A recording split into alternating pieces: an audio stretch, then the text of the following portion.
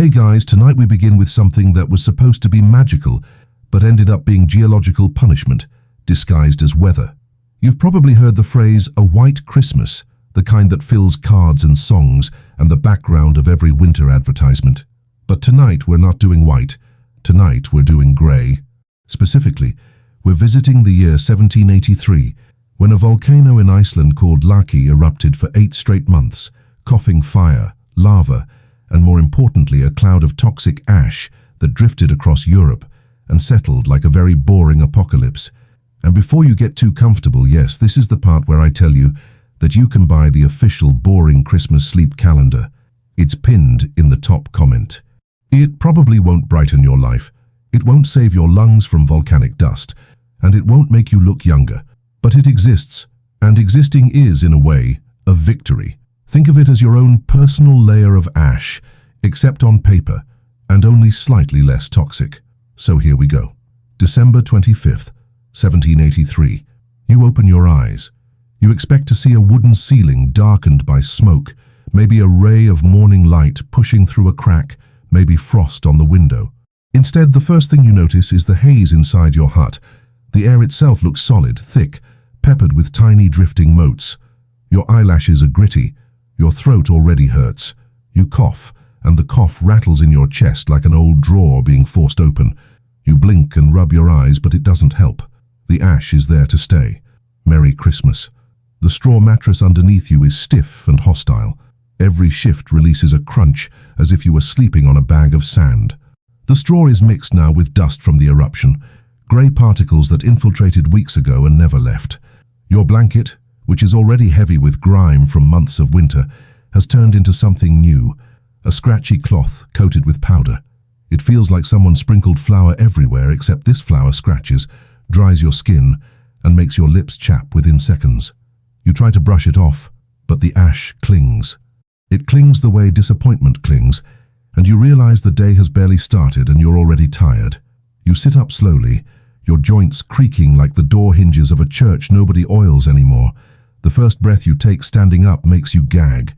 Your mouth tastes like you licked the bottom of a fireplace that hasn't been cleaned since the beginning of the century. Your tongue feels furry, dry, coated. You spit, but spitting doesn't help. The grey dust just settles back inside. Welcome to 1783, where the sky itself is seasoning every meal, including the ones you never asked for. You pull your tunic over your head. It was itchy yesterday. Today it feels like sandpaper dipped in vinegar. The wool fibers hold onto the ash with commitment, rubbing it deeper into your skin every time you move. You scratch your arm, leaving streaks of grey that don't come off, and now you look less like a person and more like a poorly painted statue. You search for shoes, but they're stiff, the leather warped and cracked. Ash has crept into them too, forming a permanent lining. You shove your feet in anyway because outside the ground is worse. Bare feet won't survive. Every step you take crunches.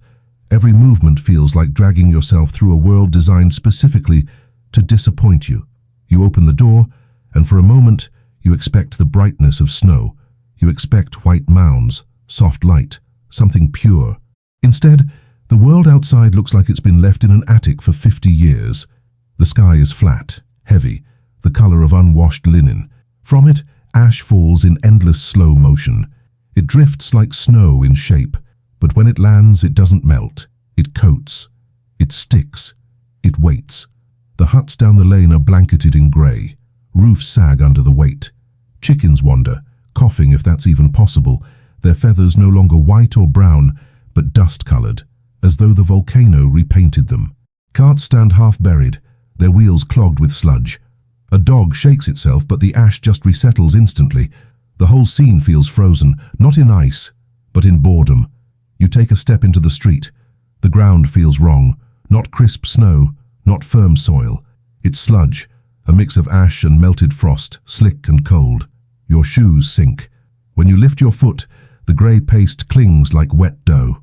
The smell hits next. Sulphur, rotten eggs, something metallic underneath. The entire village smells like a forge where someone accidentally boiled cabbage. You breathe shallow, but shallow doesn't save you. Each breath scratches. Each breath is another layer of dust painted onto your lungs.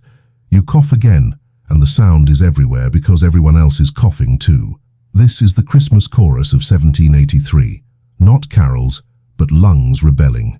Your neighbour trudges by, face streaked with grey, hair stiff, lashes caked. He looks ancient, but he's only 30. Everyone looks ancient now. The ash ages people faster than time.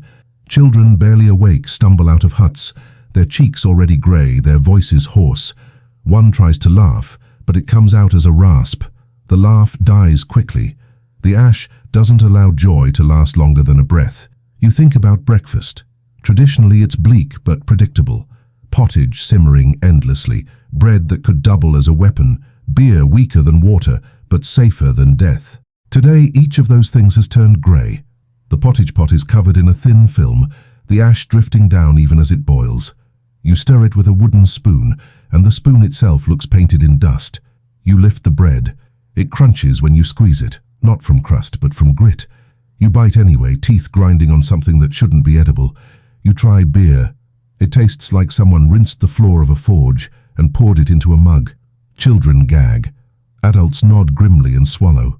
No one has energy to complain, because complaining doesn't stop the ash, it just wastes time.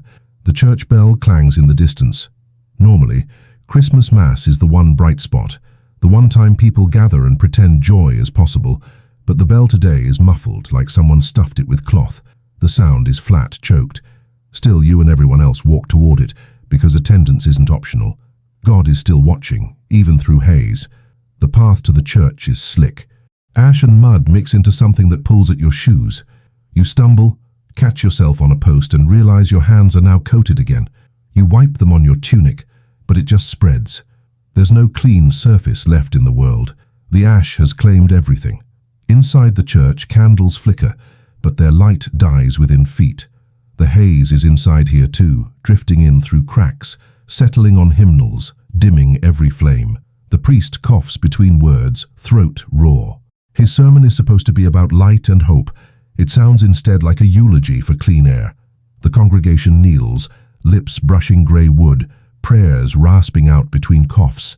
Hymns sound like wind through reeds, wheezes in harmony. Faith feels thinner now, like a candle trying to burn inside a jar filled with dust. You close your eyes and whisper, Amen, but the ash lands on your lips as you do, and you cough again. Every prayer ends in interruption. When Mass ends, no one lingers. People shuffle out silently, heads down. Outside, the ash falls thicker. The sky darkens, not from clouds, but from particles crowding the air. The street is quieter, except for coughing. No laughter, no cheer. Even children don't run. They trudge, small figures already bent under weight. You head home, shoes squelching, body heavy. Your hut waits, sagging under its grey roof. Inside, the fire is weak.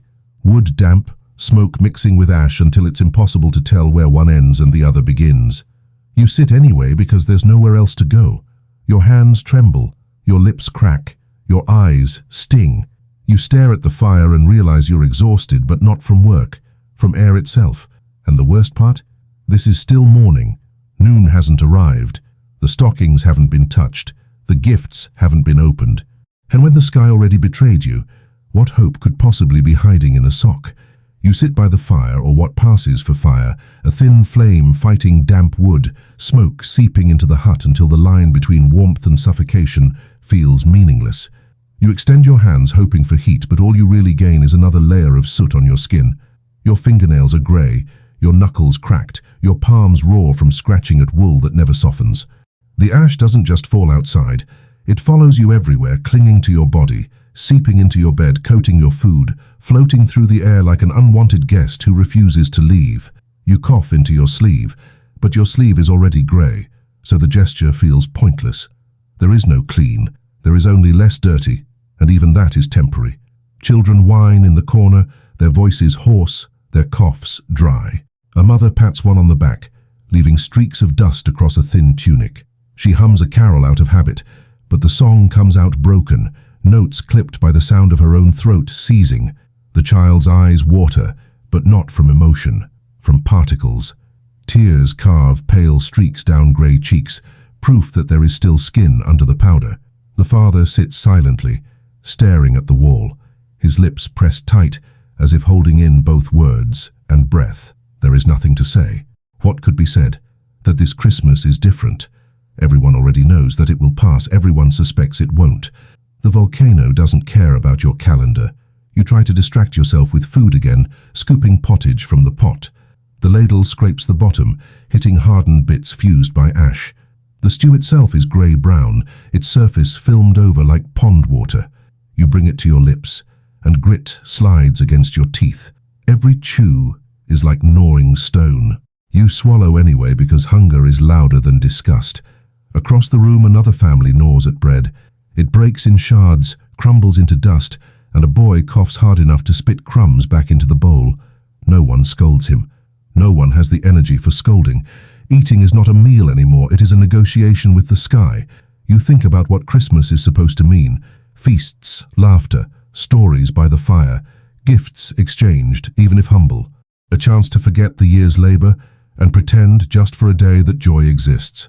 But ash doesn't recognize holidays. It falls on December 25th, the same way it fell on December 24th, and the same way it will fall tomorrow. The calendar is powerless against geology. The volcano doesn't pause to honor traditions. It just exhales endlessly, painting every village the same lifeless grey. Outside, the street grows quieter as the day drags. Ash muffles sound. Footsteps are dull. Voices are swallowed. Even animals seem muted, their bleats and clucks and barks reduced to whispers. A horse shakes its mane, dust billowing off like smoke, then stands still again, ribs showing. A pig roots in sludge, finds nothing, sneezes, and lies down. The silence is worse than noise. It feels like the world is being erased, one muffled sound at a time. By midday, the ash is thicker. The sky darkens, not because the sun has set, but because the particles choke out light. It looks like twilight at noon. People carry lanterns, though the flames barely cut the gloom. The air smells sharper, sulfur stronger, like rotten eggs left in a forge. Your throat burns constantly now. You cough until your chest aches, then cough again. Your head throbs. Breathing is work, and everyone around you is doing the same. Faces pale under grey streaks, eyes watering, lips cracked. This is not community. This is collective survival, each person too exhausted to help the other. Children open stockings, or what pass for stockings. A bit of wool patched and repatched hanging by the hearth. Inside, a crust of bread, a turnip, a wooden trinket. But even these meager gifts are grey, coated in dust. A boy pulls out a toy horse, carved carefully, but the ash already dulled its lines, filled its grooves. He smiles weakly, then coughs again, and the toy slips from his hands into the sludge near the fire. A girl unwraps a rag doll, its fabric grey. She hugs it anyway, leaving more streaks on its face. Gifts are no escape. Even joy has to breathe, and here breathing is betrayal. You step outside again, because the air inside feels worse than the air outside. It's an illusion, of course. Both hurt, both scratch, both suffocate. But at least outside, the space is larger, and your cough doesn't echo back at you from walls. The lane is almost empty now. Families huddle indoors. A few figures shuffle, cloaks heavy with dust, faces hidden.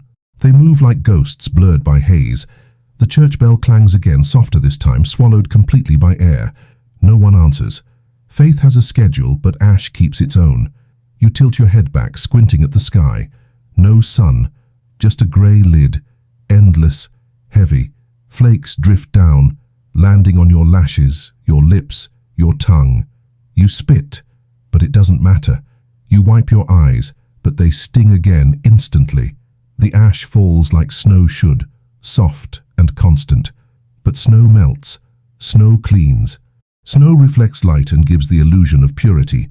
Ash only collects, ash only darkens, ash only reminds you that the earth doesn't care about your celebrations. You want to laugh, but the cough takes its place. Merry Christmas. By afternoon, fatigue sets in, not the fatigue of work, the fatigue of breathing. Every inhale costs energy. Every exhale feels unfinished. People sit in doorways, too tired to move, eyes glazed. Children nap on laps, mouths open, tiny chests heaving. A man collapses in the lane, his knees buckling. Two others lift him, drag him inside. No one asks if he's all right. They already know the answer. No one is all right. Everyone is grey. Everyone is tired. Everyone is waiting for a sky that will not change. The fire inside your hut burns low, the last log's already half gone. You think about gathering more, but the thought of trudging through sludge, coughing into the haze, carrying damp wood back, it feels impossible. You sit instead, staring at the flame as it flickers, small, stubborn. The smoke curls upward, joining the haze. Even indoors, visibility shrinks. Your own hut looks distant. The rafters vanish into grey. The corners blur. The world feels smaller every hour, as if ash isn't just falling but pressing, lowering the ceiling, narrowing the walls, shrinking the horizon. You breathe shallow. You cough again. The cycle never ends. Evening arrives without light. The sun disappears behind the veil and the village grows darker, though it never was bright. Candles flicker in windows, dim orange points swallowed quickly by haze. The church bell rings faintly, one last time, then falls silent. The streets empty completely. Only the ash moves, falling steadily, relentlessly, covering roofs, piling on carts, burying footprints as soon as they're made. It looks peaceful, almost, like snow. But peace is a lie. The ash doesn't soothe, it suffocates. You watch from your doorway, cloak wrapped tight, though no cloth can keep particles out. They drift down, cling to fabric, sneak inside. You cough, harder now, chest rattling. You wipe your mouth, and your hand comes away grey. Again, always grey. You return inside, close the door, sit by the fading fire. The children are asleep, curled against each other, grey streaks marking their faces. Their breaths are shallow, rattling. The mother strokes their hair, her hand trembling. The father still stares at the wall. No one speaks. Words feel useless.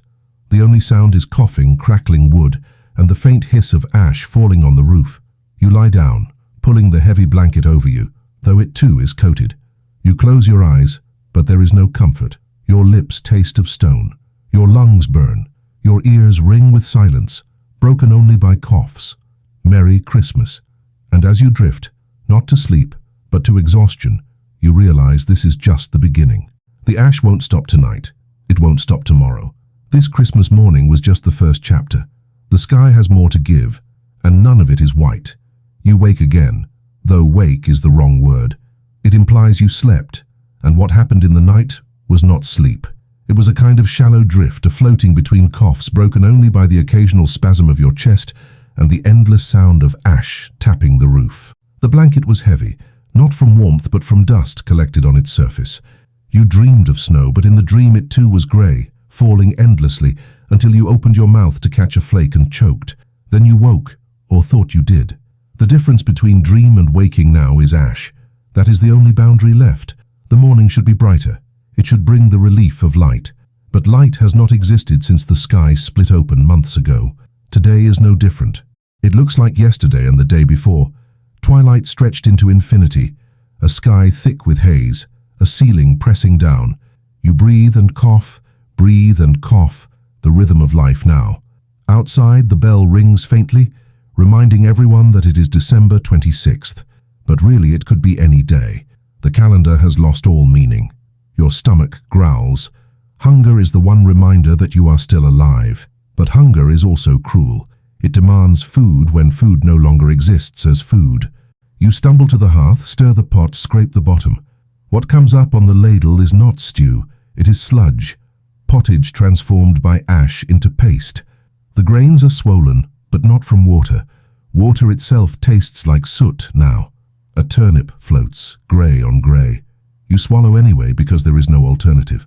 The grit crunches between your teeth, a sound louder in your head than outside. It is like chewing gravel, but softer gravel, a gravel that dissolves into mud on your tongue. You gag, you swallow, and the taste follows you, clinging to your throat. Across the lane you hear another family attempting breakfast. A child wails. A mother shushes. Someone retches. This is the soundscape of Christmas week in 1783. Not bells, not hymns, not laughter, but retching, coughing, scraping.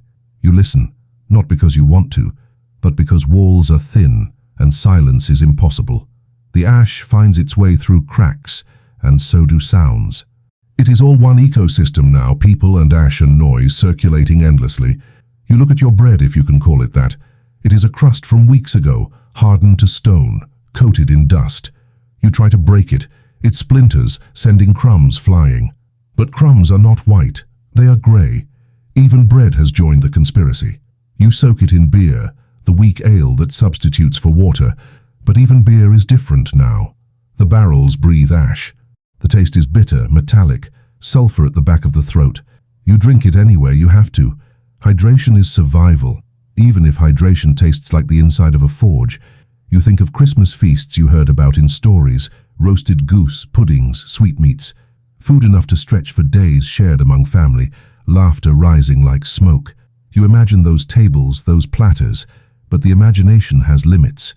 Your stomach interrupts, demanding not fantasy, but substance. You take another sip of beer, another bite of grey bread, and chew until your jaw aches. This is not a feast. It is punishment disguised as nourishment. Children beg for more. Their voices are thin, cracked. They don't understand that there isn't more. They don't understand that the world has changed permanently. They tug at sleeves, point at pots, hold out their hands. A mother shakes her head, her lips pressed thin. A father hands over his portion, his face blank. Sacrifice is not noble. It is instinct. He will eat later. Maybe. Or not at all. You watch this ritual of giving and know it is not love that drives it. It is despair. You step outside, bowl in hand, because eating indoors feels like suffocation. But outside is no better. The ash falls still, constant, steady. It has no schedule. It is not heavier or lighter. It is always the same, like the tick of a clock that no one winds down. The lane is covered again, last night's footprints already erased. You take a spoonful, cough, swallow, cough again. The air itself tastes like pottage now. You can't tell where food ends and breathing begins. Both are grey, both are ash. Neighbours sit in doorways, their own bowls in hand. Some try to eat. Others simply stare into sludge, too tired to lift the spoon. A boy tips his bowl accidentally, spilling the contents onto the ground. He cries. His mother tries to scoop it back, ash mixing with stew, and still she presses it into his hands. He eats it anyway, sobbing, because hunger is louder than disgust. You look away, but the image follows you. Nothing is wasted, not even filth. By midday the weakness sets in. Your body is not fueled. It is deceived. You have given it sludge, and it pretends for a moment that this is food. But soon the lie is revealed. Your limbs grow heavy, your head swims, your stomach knots again. You sit, bowl empty, and wait for strength that doesn't come. Others do the same. A whole village of bodies waiting for sustenance that never arrives. Work must still be done. Animals tended, wood gathered, ash shoveled from roofs before weight collapses them. But work feels impossible. You move anyway, because stopping is death. You pass the church. Its door is open, though few enter. Inside, candles burn weakly, flames muted by haze. The priest stands at the altar, coughing between words. His sermon is short. Patience, endurance, faith. But the cough swallows his faith. The ash settles on the Bible, the chalice, the very bread of communion. Even the holy meal is grey. You sit for a moment on a bench, listening, watching. Then you leave, because hope feels thinner than the air. Back home, the pot is scraped again. Someone adds more water, or what passes for water. It is drawn from the stream, which is thick now, sluggish, carrying more silt than clarity. It smells faintly of eggs, sulfur still rising even in liquid. You boil it, hoping boiling is enough. It isn't, but hope has no alternative. The new pottage bubbles weakly, a broth that will stretch another day, another two. You know it will not nourish. You know it will not satisfy. But you stir anyway, because stirring is survival. And as you stir, you notice something new. Not change, not relief, just variation. The flakes outside are larger today. They drift slower, visible even in the gloom. For a moment they look almost like snow, fat and lazy. A child laughs weakly, points at the window. Snow, they say, hope flickering. You don't correct them, you let them believe. Because hope, even false, is lighter than ash. You watch the flakes fall, heavier, slower, and you wonder if this is the sky's cruel joke, giving you the image of snow but none of its comfort. You close your eyes, swallow, cough. Merry Christmas. The afternoon drags like wet cloth. You try to move, to gather wood, to check on animals, but each step feels like you are carrying the sky itself. The ash presses down, not just from above, but inside your lungs, inside your blood. You shovel at the roof because you must, because weight gathers silently, and one collapse would mean a burial. The shovel scrapes against shingles, but every scoop is replaced immediately. It is a war you cannot win, yet you fight because to stop is surrender. Your arms ache, your back bends. The dust clings to your hair, your eyelashes, your tongue. You spit, but spitting is useless. The taste returns instantly. A neighbor shovels nearby, his movement slower, then still. He leans on the handle, his chest rising and falling too quickly, his face ashen in more ways than one. You watch him bend, cough, straighten, then bend again. Work is ritual, not progress. It is the only proof you are still alive. Children stumble outside, their faces hidden in scarves. They chase one another weakly, their laughter dry, brittle, immediately swallowed by air. One falls, coughs, spits grey, stands again. Play is instinct, even when joy is impossible. Mothers call them back inside, voices muffled by cloth. The children obey slowly, dragging their feet through dust, leaving tracks that vanish within minutes. Memory itself seems erased. Your stomach growls again. The morning sludge is gone, and hunger has returned, louder, sharper. You scrape the pot once more, but it is empty. Someone suggests going to the storehouse, but what storehouse? What remains is spoiled, damp, ruined. Grain sacks breathe mold. Cheese sweats rot. Meat has long since vanished. Even the rats that once prowled bold have grown scarce, victims of their own scavenging. Hunger is universal now, a new religion without doctrine, only demand. A boy brings in water, sloshing from a wooden bucket. The liquid is cloudy, streaked with grey, and smells faintly metallic. You boil it anyway because thirst is crueler than fear. The steam rises, but even steam is tainted, leaving residue on the iron pot. You drink, gag, drink again. Your lips crack, but at least they are wet for a moment. Your tongue feels heavy. Your throat eases briefly before tightening again. There is no refreshment, only temporary postponement. The hours blur. The air inside thickens. The fire dwindles. You sit with your back against the wall, eyelids heavy. Not sleep, not rest, but a pause between coughs. You imagine snow again, white, soft, silent. You imagine biting into clean ice, your teeth aching but your body thankful. You imagine water that does not stink, bread that does not crumble into dust, laughter that does not end in a cough. These are fantasies, and you know it. Still you hold them, because imagination is the only feast left. Evening comes, though the word means little. Light fades, yes, but it was dim to begin with. Candles are lit, their flames bending, smoke curling upward to join the haze. Shadows dance on walls, grey on grey, indistinguishable. The priest passes by, his cloak heavy with dust, his head bowed. He mutters blessings to doorways, not entering, just walking, murmuring, coughing. Faith is thin, but routine is thicker. People nod, accept the muttered prayers, close doors again. Protection feels imaginary, but sometimes imaginary is enough. You stir the pot once more, though you know it is empty. Habit is stronger than logic. You scrape until metal clangs on stone. The sound is louder than anything else, jarring in the quiet. Everyone looks up, startled, as if expecting something different this time. But it is only emptiness confirmed again. You put the ladle down slowly, and silence returns. Outside, ash continues to fall. You lie down early, because what else is there to do? Work has ended, food has ended, words have ended. Only lying remains. You pull the blanket over yourself, coughing as dust rises from its folds. You close your eyes, try to breathe shallowly. The roof creaks. The wind moans faintly. Ash taps in endless rhythm. You wonder if tomorrow will be different, though you know it won't. The volcano does not know what Christmas is. It does not know what tomorrow means. It only exhales, and you only wait. Midnight arrives unnoticed. There is no church service, no candlelight vigil, no carols. Only coughing. A child whimpers in sleep. A mother hums weakly, the melody broken. A man groans, turning over, his joints creaking louder than the bed. You listen, not by choice, but because sound is unavoidable. It fills the dark, weaving with the tap of ash, the hiss of fire, the rasp of breath. This is your lullaby. This is your hymn. And in that half-sleep, that grey drift, you realize something.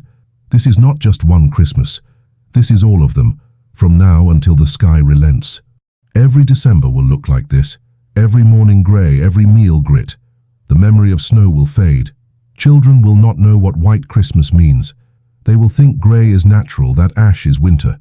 They will laugh in the dust, cough, grow, and someday die never knowing what you remember. The past will be erased, one grey flake at a time. Merry Christmas. The day slides into afternoon, though the sky doesn't change enough to prove it. You guess the hour by habit, not by light. Shadows stretch but never sharpen. The village moves slower, each step a negotiation with exhaustion. You watch from the doorway as figures shuffle by, cloaks grey, boots heavy, shoulders bent. No one speaks loudly. Voices are swallowed by the air, and words themselves feel wasteful.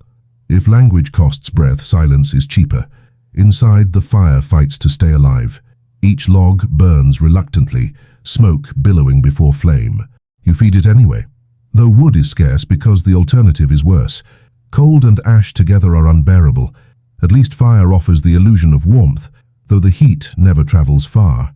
You sit close, your knees almost in the embers, your skin stinging, while your back stays cold. There is no comfort, only contrast.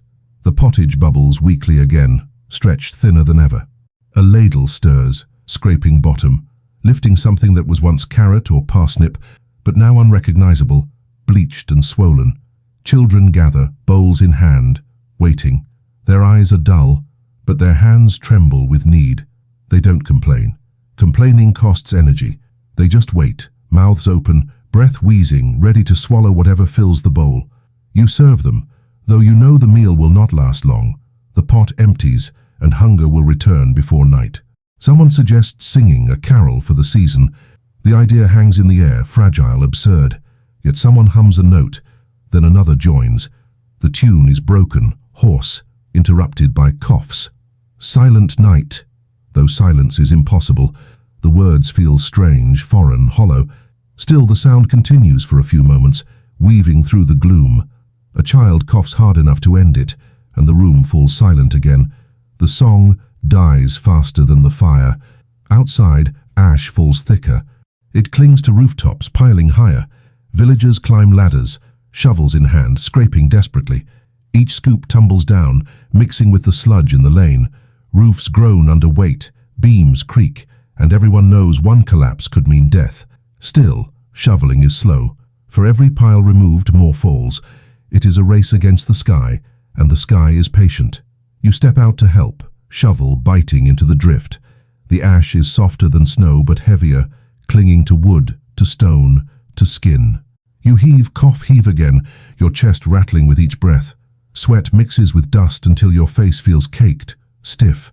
The taste of sulfur coats your tongue. Your arms burn, your knees ache. Still, you keep going, not because you think you'll win, but because stopping is not allowed. Work is life. The church bell rings again, weaker, muffled. It calls for evening prayer. A few villagers stagger toward it, lanterns swinging. You follow, not out of faith, but out of routine. Inside, candles flicker, casting faint halos in the haze. The priest coughs between words, voice cracking. He speaks of endurance, of patience, of God's will. The words feel small, lost under the weight of air.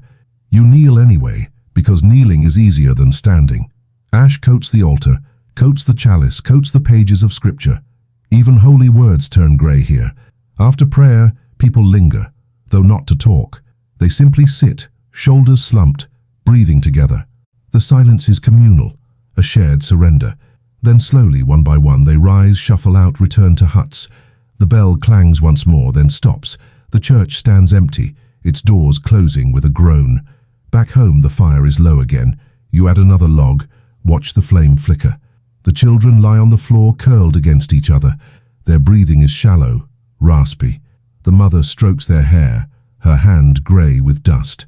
The father sits stiffly, eyes on the wall, lips pressed tight. No one speaks. The air is too heavy for words. You take your place by the fire, close your eyes, not sleep, not rest, just pause. The roof creaks, the wind hums faintly. Ash taps in endless rhythm. Your chest rises, falls, stutters. You open your eyes again because closing them feels dangerous. The night is coming, though it has been night all day. Darkness deepens anyway. Candles are lit, shadows stretch, silence thickens. Dinner is the same as breakfast. Pottage stretch thinner, bread harder, beer weaker. You chew slowly, swallow with effort. The grit grinds against your teeth. The beer burns your throat. You gag once, twice, swallow again. The taste lingers, metallic, sulphurous. You drink again, because thirst is louder than disgust. The children eat silently, eyes half closed, chewing mechanically. No one pretends it is a feast. No one pretends it is Christmas. And yet, for a moment, someone whispers, "Merry Christmas." The words sound strange, almost ironic. No one laughs, no one replies. The phrase hangs in the air, meaningless, then vanishes like smoke. You return to chewing, swallowing, coughing. That is all there is. Outside, the wind shifts. The ash falls sideways now, stinging against shutters, rattling against doors. It howls faintly, not loud, but steady. You listen because there is nothing else to hear. The sound of a world suffocating. The sound of December written in dust. You lie down again, heavy blanket pulled over your body. The weight is both comfort and suffocation. Your eyes close, your chest heaves, your throat burns. You cough until your ribs ache, then cough again. You wonder if morning will come, though morning looks no different. Time is just repetition now, repetition and ash. And yet, in the corner of your mind you hope, not for snow, not for feasts, not for joy, just for a breath that doesn't hurt. Just one. You wait for it. It never comes. You cough again. The night thickens, though it was already thick to begin with. You wake again, though you're not sure you ever slept. The difference between sleeping and lying down is gone. Your throat burns, your chest rattles, your mouth tastes like soot. You roll onto your side, cough into the blanket, then roll back because nothing changes. The sound of ash still taps the roof, soft but endless, like a drum played by the sky itself. A child stirs nearby, their face streaked grey even in the dim candlelight. They whimper in their sleep, caught in a dream of something you'll never know. The mother hums, voice hoarse, melody cracked. It is not a lullaby. It is a habit, an instinct. The child's breath steadies, though it still rattles. You watch silently because watching is all you can do. The fire is low again. The last logs hiss, damp, smoke curling upward, vanishing into haze. You know you should fetch more wood, but the thought of stepping outside feels impossible. The cold bites from every crack in the wall, yet sweat clings to your skin. It is not warmth, it is suffocation. You sit closer to the embers, your eyes watering, your throat stinging. The smoke feels alive, crawling into your body, weaving with the ash already there. You remember other winters faintly, snow crunching underfoot, breath clouding in crisp air, fires crackling cleanly. You remember mornings where light bounced off white drifts, and the world seemed brighter for it. But memory is unreliable. It feels distant, almost invented. Children born now will never know that brightness. They will think winter is grey, that the sky always chokes, that Christmas means coughing instead of carols. Memory fades, ash endures. Someone rises, ladle in hand, scraping the pot again. It is empty, but scraping continues. Metal against stone echoes in the silence. Everyone looks up, startled, as if expecting something different this time, but there is only emptiness confirmed once more. The ladle drops with a clatter, louder than it should be, and silence returns immediately. You close your eyes again, though not to sleep, just to wait. Outside, the wind shifts. The ash falls sideways now, rattling against shutters, piling in corners. You hear a roof groan, beams creaking, snow's cousin threatening collapse. A shout carries faintly through the haze, then another. Figures stumble into the lane, lanterns swaying. You step outside, squinting. A roof has fallen in, walls sagging, dust billowing. A family coughs in the street, their belongings half buried. Neighbors rush, shovels in hand, digging, coughing, shouting. You join them, though your limbs shake, your chest burns. You dig anyway because digging is survival. The air fills with particles, thicker than before, clouds of grey swirling. You can't see more than a few feet. Lantern light flickers, dim, smothered. You cough until you gag, spit, dig again. A child is pulled free, crying weakly. Another follows, limp but breathing. The parents collapse, clutching them, coughing harder than ever. The house stands broken, useless now, another ruin in a village of ruins. You stand back, shoulders heaving, lungs on fire. No one celebrates survival. There is no energy for it. They simply walk away, children in arms, and the ash swallows them again. You return to your own hut, fall against the wall, chest rattling. Your hands tremble, your face is streaked grey. You cough into your sleeve, but the sleeve is no cleaner. You sit, staring at the fire. The embers dull. The roof above groans faintly, but holds. For now, you wonder how long. Hours crawl. The candle burns low, wax dripping onto the table. The children sleep again, curled against each other, their breaths shallow. The mother dozes upright, her head nodding, her hand still resting on a child's back. The father sits stiff, eyes open, staring into nothing. No one speaks. Words would dissolve in the air, wasted. Silence is safer. Midnight passes, unnoticed. There is no bell, no hymn, no vigil, only coughing, rattling, shifting. You lie down again, blanket heavy, lungs heavier. You close your eyes, see grey still. You open them, nothing changes. The world is the same, inside or out, awake or asleep. Ash doesn't care. Ash falls anyway. Morning comes, though not with light, only with repetition. Another cough, another scrape of the pot, another shuffle to the door. You sit up, your body sore, your head heavy. The roof still stands, the fire is ash. The sky presses down. You breathe shallowly, cough again, swallow the taste of stone, and you realize this is not Christmas night ending. This is Christmas forever. Merry Christmas. The morning after Christmas does not feel like a new day. It feels like the same day continuing, stretched thin, repeated endlessly. You wake, or rather, you rise from shallow coughing, and the sky is still grey, the air still heavy, the roof still groaning under the weight of ash. You blink, rub your eyes, smear dust across your face, and sit up slowly, your body protesting every movement. It is colder today, or maybe you are just weaker. The blanket slips from your shoulders, and flakes tumble off it, tiny grey ghosts returning to the floor.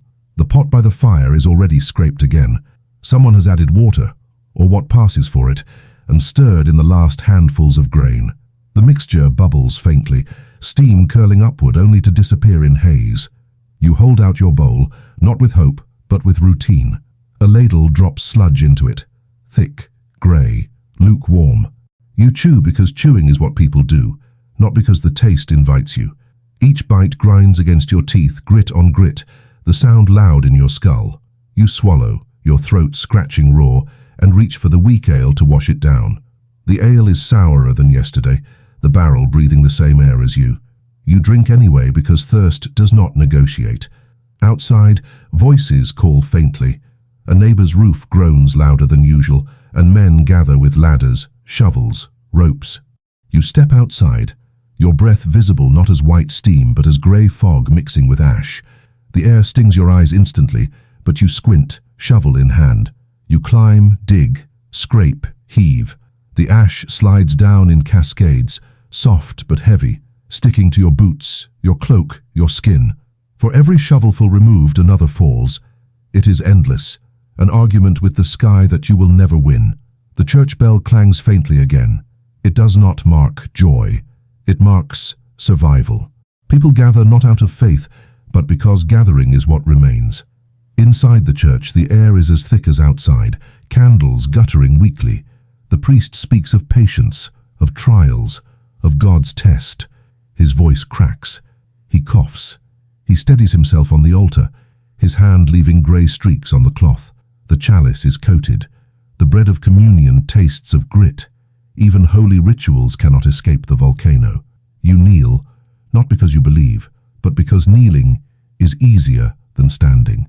After prayer, you shuffle out again, the lane soft underfoot, each step sinking slightly. Footprints vanish behind you almost instantly. Houses sag under weight. Animals huddle in pens, ribs sharp, eyes dull. A goat coughs, yes, even animals cough now, their lungs not immune. A horse sneezes violently, shakes its head, dust billowing. The pig lies down and does not rise. You look away, but the image clings. Everything is weaker, everything is slower, everything is grey. You return home, collapse by the fire. Your chest rattles, your breath short. The children sit quietly, too tired to play, their eyes dull, their faces streaked. One holds a wooden toy, its lines blurred by dust. Another clutches a rag doll, grey as the floor. They do not smile. They simply hold, because holding is easier than letting go. The mother strokes their hair absently, her own eyes unfocused. The father stares at the wall again. Silence is the only conversation left. Afternoon drags. The pot is stirred again, though nothing has been added. Habit is stronger than reason.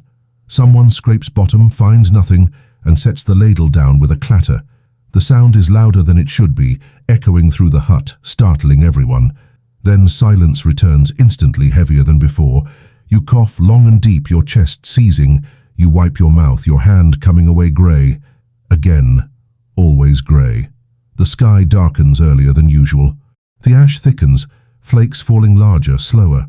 For a moment they look almost like snow drifting lazily, soft against your skin.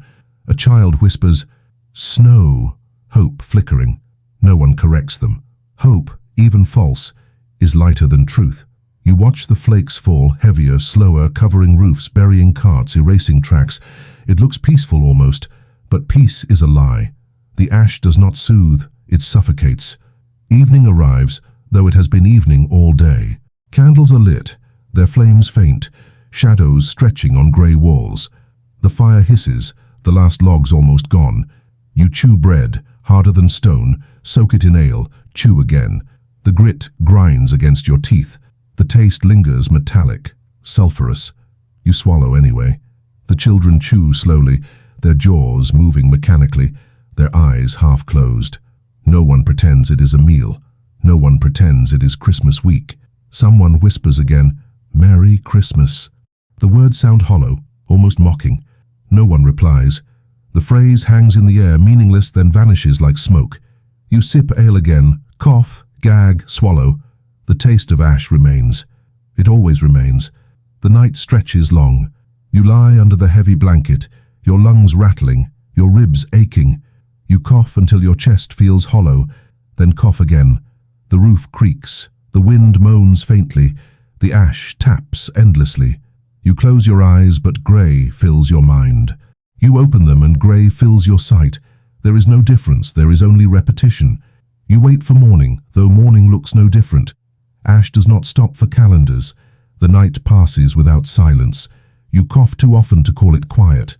Others stir, shift, groan, their breathing heavy, their throats raw. The fire dies to embers, then to smoke, then to nothing. Cold presses in from the walls, from the roof, from the floor. You curl tighter under the blanket, but the blanket itself is coated in ash, so you inhale dust with every breath. Your lips taste like stone, your tongue sticks to your teeth, and sleep remains a stranger. When morning arrives, or something like morning, you rise slowly, your joints stiff, your spine aching. The children whimper, their eyes crusted grey, their faces streaked. The mother tries to hum again, her voice little more than a whisper. The father coughs harder than before, his body shaking, his hand clutching the table for balance. No one speaks. Words feel like luxuries. You stir the pot again, though you know it is nearly empty. The ladle scrapes bottom, the sound harsh, metallic. You pour the sludge into bowls, each portion smaller than yesterday, thinner, weaker. The children swallow without chewing, their eyes closing briefly with each bite. You chew slowly, grit crunching, your teeth grinding as though they might crack. You drink weak ale again, the taste sharper, more metallic. You gag, swallow, gag again. The taste clings, always clings. Outside, the sky is darker than before. The ash falls thicker, flakes larger, slower. They drift sideways in the wind, clinging to shutters, piling in corners. Roofs sag visibly now, beams creaking louder, groaning under weight. Men climb ladders again, shovels in hand, scraping desperately. You join them, though your limbs tremble, your chest rattles. You climb, dig, heave, cough. The ash slides down, cascades onto the lane, piles high. You scrape again, though the flakes fall faster than you can clear. Work is endless. Work is survival. A roof collapses nearby, beams snapping, walls sagging, dust billowing into the lane. Shouts ring out, muffled by haze. Neighbors rush with shovels, digging frantically, coughing harder than ever. Children cry, mothers scream, men heave. A figure is pulled out, limp, grey, unresponsive. Another follows, coughing weakly, their body shaking. The house is ruined, half-buried, useless now. The family staggers away, their faces blank. No one celebrates survival. There is no energy for it. They simply walk into the ash, swallowed by grey. You return to your own hut, collapse by the fire, your chest heaving, your throat burning. The roof creaks above you but holds, for now. You wipe your mouth, your hand coming away grey again, always grey. You sit silently, staring at the embers, your mind blank. Silence fills the room, heavier than air. Afternoon drags. The pot is scraped again, though nothing remains. The ladle clatters, the sound loud in the quiet. Everyone looks up, startled, then down again. Silence returns instantly. The children lie on the floor, their bodies curled, their breaths shallow. The mother strokes their hair absently, her eyes dull. The father sits stiffly, staring at the wall. No one moves, no one speaks. The air is too heavy for words. Evening arrives earlier than ever. The sky darkens, though it was dark all day. Candles are lit, their flames faint, their light swallowed by haze. Shadows stretch long, blurred, indistinct. The fire hisses, the last log's almost gone. You chew bread harder than stone, soak it in ale, chew again. The grit grinds against your teeth, your jaw aching. You swallow with effort, your throat burning. The taste lingers, metallic, sulphurous. You drink again, gag, swallow. The taste remains, always remains. Someone whispers again, "Merry Christmas," though it is no longer Christmas. The words sound hollow, mocking. No one replies. The phrase hangs in the air, meaningless, then vanishes. You cough, long and deep, your chest seizing. You wipe your mouth, your hand grey, always grey. The night stretches endlessly. You lie under the heavy blanket, your lungs rattling, your ribs aching. You cough until your chest feels hollow, then cough again. The roof creaks, the wind moans faintly, the ash taps in rhythm. You close your eyes, see grey still. You open them, and grey fills your sight. There is no difference. There is only repetition. You wait for morning, though morning looks no different. Ash does not stop for calendars, and in the haze between night and day, between coughing and silence, you realize this is not just one winter. This is all of them. The volcano does not know years. It does not know holidays. It only exhales. And you only endure. Merry Christmas. The days after Christmas blur together until you stop trying to count them. Each morning feels identical to the last. Grey, heavy, choking. You wake not from rest but from coughing.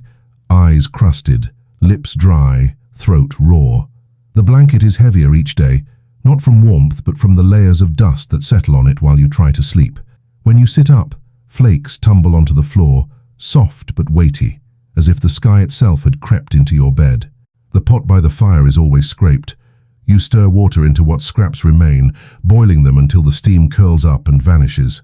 The smell is faint, metallic, never appetizing. You ladle portions into bowls, smaller each time, thinner, weaker. The children eat silently now, without complaint, without expectation. Their faces are hollow, their eyes dulled. Chewing is slow, mechanical. You swallow grit, feel it scrape your throat, hear it grind between your teeth. The weak ale follows, sourer each day, the barrel breathing ash. You drink anyway because thirst has no alternative. Outside, the roofs sag further.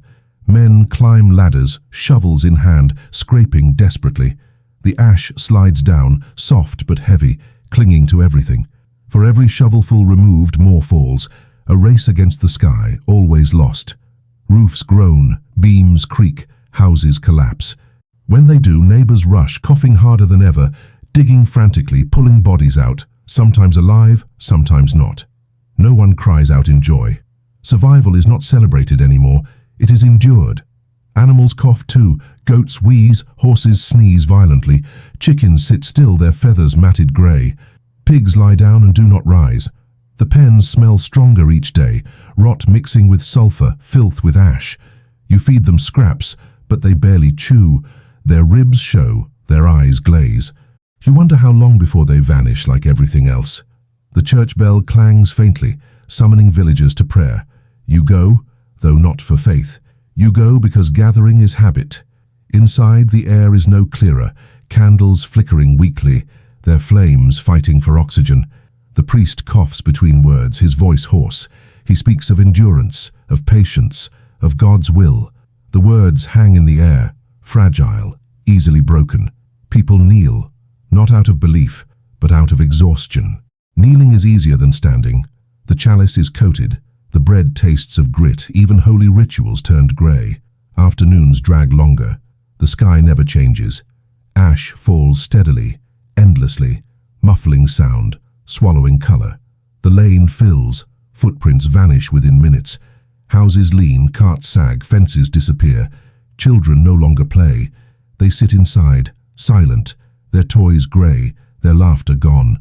They cough, they doze, they whimper in half-sleep. Mothers stroke their hair absently, their own eyes dull.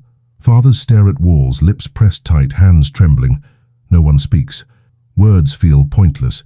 Meals shrink further. Bread hardens until it shatters when broken. You soak it in ale, chew slowly, jaw aching. Pottage thins until it is little more than water with grit. You swallow anyway because hunger is louder than disgust. The children chew without expression, their hands trembling as they lift spoons. They do not complain. Complaining costs too much. They simply eat, swallow, and curl back into silence. Evening arrives earlier each day. Candles are lit, their light faint, their flames smothered by haze. Shadows blur on walls, indistinct, stretching long. The fire hisses. The last log's almost gone. You sit close, your skin stinging from the heat while your back stays cold. You cough until your ribs ache, then cough again. The sound fills the room, echoing against silence. No one comments. Everyone coughs. At night, you lie under the heavy blanket, your lungs rattling, your throat burning. You close your eyes, see grey. You open them, see the same. The roof creaks, the wind moans faintly, the ash taps endlessly. Sleep is shallow, broken by coughing, by groans, by silence heavier than sound. Morning comes without change. You rise again, scrape the pot, chew grit, drink sour ale, and repeat. The days stretch long, identical, monotonous. Ash does not stop. Hunger does not stop. Coughing does not stop. You stop counting time. Calendars are meaningless when every day is the same. Only repetition remains. And yet somewhere in your mind, you hope. Not for snow, not for feasts, not for joy, just for a breath that does not hurt. One breath. You wait for it. It never comes. Merry Christmas. The next mornings are not mornings. They are repetitions of the same grey moment, replayed until memory itself loses track. You wake because your lungs demand it, coughing hard enough to shake the bed frame, your chest hollow and heavy at the same time. The blanket slides off, spilling ash onto the floor. Your throat feels scraped raw, your lips cracked, your tongue heavy. You drink ale to soften it, but the taste is worse, sharper, metallic. You gag, swallow, gag again, then cough until your stomach cramps. The pot is always boiling, though what it boils is less food than ritual. A handful of grain stretched in water, stirred until sludge forms, ladled thin into bowls. The children hold them carefully, trembling, swallowing slowly. Their faces are grey, their eyes sunken. They do not smile anymore. They do not ask for more. They know there is no more. You chew slowly, your jaw aching, your teeth grinding grit until you wonder if they will crack. You swallow, cough, wipe your mouth, and continue. Survival is not satisfaction. Outside, the roofs sag further, beams groaning, walls leaning. Men climb ladders again, shovels in hand, scraping desperately. The ash slides down, soft but heavy, clinging to every surface. For every shovelful removed, more falls. The sky does not pause, does not tire. The work is endless, a punishment without end. Sometimes a roof collapses, the sound sharp, muffled quickly by dust. Shouts rise, figures rush, coughing harder, digging frantically. Bodies emerge, grey, limp, sometimes breathing, sometimes not.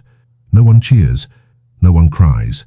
They just carry on, shoulders bent, faces blank, swallowed by haze. Animals weaken further. Goats wheeze, their ribs sharp under matted fur. Horses stand still, heads lowered, eyes dull. Chickens huddle in corners, feathers clumped, their clucks faint.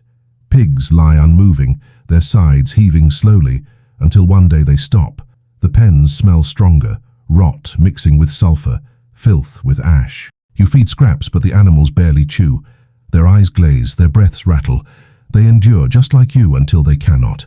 The church bell clangs faintly, though fewer answer now. Inside the air is thick, candles dim, flames bending weakly. The priest's voice cracks, his cough swallowing words. He speaks of God's test, of patience, of endurance. The congregation kneels, shoulders slumped, eyes lowered. No one sings anymore. Hymns are too costly. Breathing is worship enough.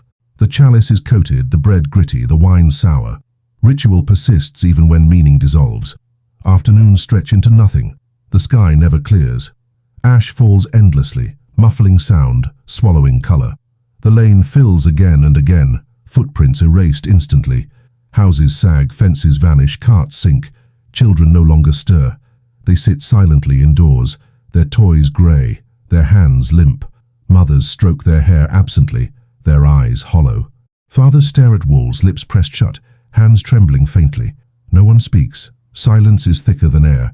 Meals shrink further, bread harder, pottage thinner, ale sourer. You chew slowly, your jaw aching, your throat scraping. You swallow with effort, gag, swallow again. The taste lingers, metallic, sulphurous, unshakable. The children eat mechanically, eyes half closed, lips cracked. They do not complain. They do not ask. They simply eat, swallow, curl into silence. Evenings arrive without difference. Candles are lit, their flames faint, their light smothered. Shadows blur on walls, indistinct, stretched long. The fire hisses, logs dwindling. You sit close, your skin stinging, your back cold.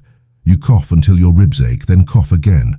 The sound fills the hut, then the silence returns, heavier. Someone whispers, "Merry Christmas," though Christmas is long gone. The words sound hollow, mocking. No one replies. The phrase vanishes like smoke. At night you lie under the blanket, lungs rattling, ribs aching. You close your eyes, see grey. You open them, see the same. The roof creaks. The wind moans faintly. The ash taps endlessly. Sleep is shallow, broken by coughs, by groans, by silence heavier than noise. Morning comes without change. You rise, scrape the pot, chew grit, drink sour ale, cough, and repeat. The weeks after Christmas are not weeks. They are one day, replayed endlessly, each hour identical to the last. The sky does not change, the ash does not pause, hunger does not fade, coughing does not stop. You stop counting altogether. Calendars are meaningless, only repetition remains. And somewhere in the back of your mind you realize the world has shrunk. Not just your hut, not just your lane, but everything. The horizon is gone, the sky is gone, time is gone.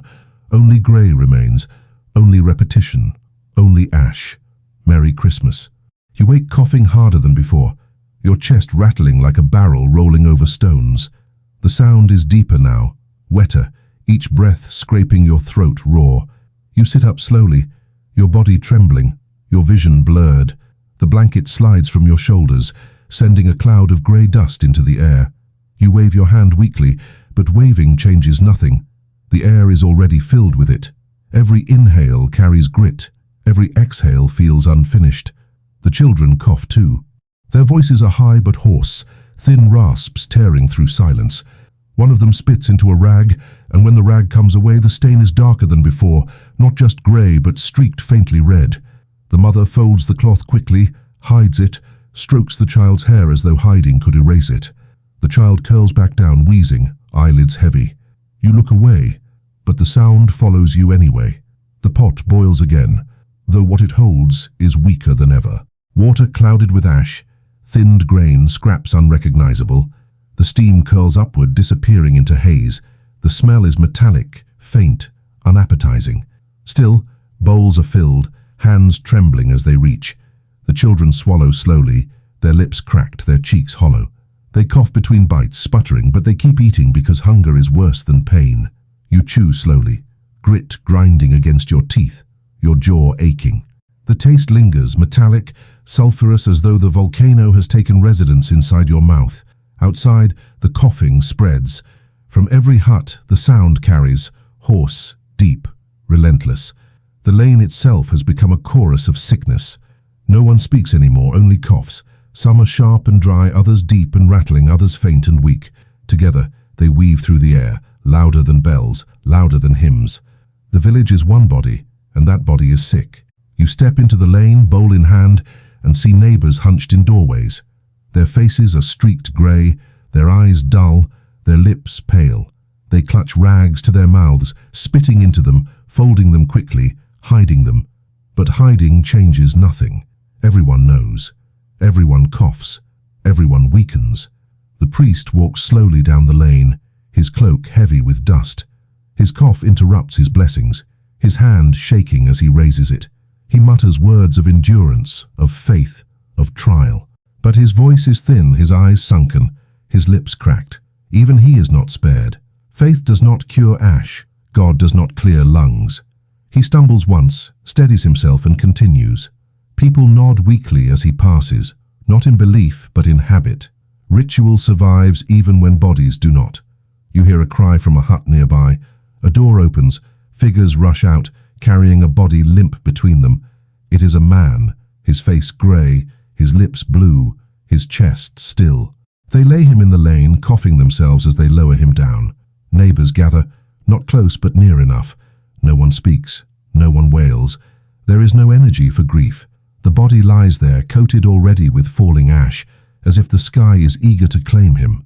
Eventually, two men lift him again, carry him toward the church. The bell clangs faintly, one hollow note, then silence. The ash falls steadily, covering the place where he lay. Within minutes, the ground is smooth again, as if he never existed. Back inside, you collapse by the fire, your lungs burning. You cough until your stomach cramps, spit into the ash at your feet, wipe your mouth with a sleeve already coated. The children doze fitfully, their breath shallow, their faces pale. The mother strokes their hair, humming weakly, her voice breaking on each note. The father sits stiff, his cough deep, rattling, his hands trembling on his knees. The room is filled with sound, but none of it is conversation, only coughing, groaning silence. Afternoon drags slowly, the sky darkens, though it never brightened. Ash falls thicker, flakes larger, drifting lazily but endlessly. Roofs sag, beams creak, walls lean. Men climb ladders again, shovels in hand, coughing as they dig. Some collapse mid-step, their bodies heaving, their faces pale. Others drag them back inside, then return to their shovels. Work must continue, even when bodies fail. Work is survival, work is denial. The church bell clangs again, calling for prayer. Fewer go now, their bodies too weak, their lungs too heavy. Inside, the air is thicker than outside, candles struggling, flames bending, smoke curling. The priest's voice is faint, broken by coughs. He speaks of patience, of trials, of reward after suffering, but the words sound hollow, swallowed by the sound of lungs around him. The congregation kneels, shoulders slumped, eyes closed, breaths shallow. Communion is weak ale and grit bread, both coated, both tasteless. Ritual persists, but meaning is ash. Evening comes with no change. Candles are lit, shadows stretch, the fire hisses. The pottage thins further, bowls filled with little more than cloudy water. The children sip, their hands trembling, their eyes half closed. The mother strokes their hair, her own cough deeper now. The father stares at the wall, lips pressed tight, chest heaving.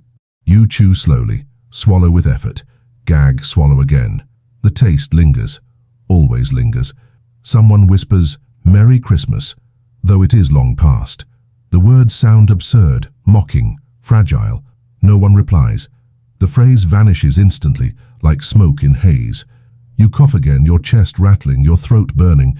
You wipe your mouth, your hand grey, always grey. The night stretches endlessly. You lie under the blanket, lungs heavy, ribs aching, head pounding. You close your eyes, see grey. You open them, see the same. The roof creaks, the wind moans faintly, the ash taps endlessly. Sleep is shallow, broken by coughs, by groans, by silence. Morning will come, but it will not be different. Ash does not stop. Disease does not pause. Time itself has become repetition. Merry Christmas. You wake coughing harder than before, your chest rattling like a barrel rolling over stones.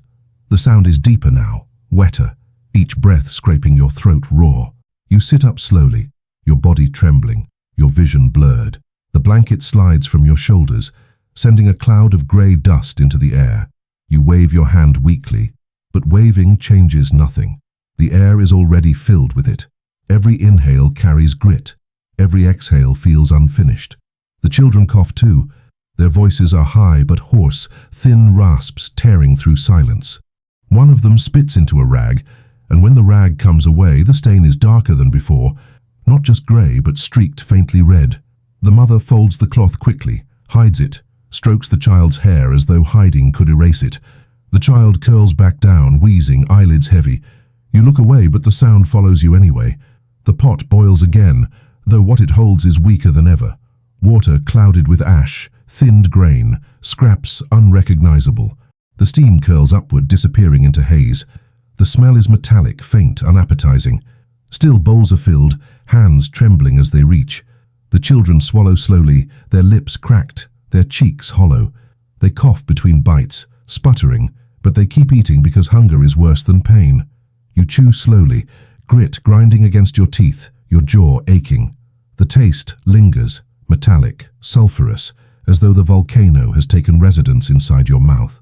Outside, the coughing spreads. From every hut the sound carries, hoarse, deep, relentless. The lane itself has become a chorus of sickness. No one speaks anymore, only coughs. Some are sharp and dry, others deep and rattling, others faint and weak. Together, they weave through the air, louder than bells, louder than hymns. The village is one body, and that body is sick. You step into the lane, bowl in hand, and see neighbours hunched in doorways. Their faces are streaked grey, their eyes dull, their lips pale. They clutch rags to their mouths, spitting into them, folding them quickly, hiding them. But hiding changes nothing. Everyone knows. Everyone coughs. Everyone weakens. The priest walks slowly down the lane, his cloak heavy with dust. His cough interrupts his blessings, his hand shaking as he raises it. He mutters words of endurance, of faith, of trial. But his voice is thin, his eyes sunken, his lips cracked. Even he is not spared. Faith does not cure ash. God does not clear lungs. He stumbles once, steadies himself, and continues. People nod weakly as he passes, not in belief, but in habit. Ritual survives even when bodies do not. You hear a cry from a hut nearby. A door opens, figures rush out carrying a body limp between them. It is a man, his face grey, his lips blue, his chest still. They lay him in the lane, coughing themselves as they lower him down. Neighbours gather, not close but near enough. No one speaks. No one wails.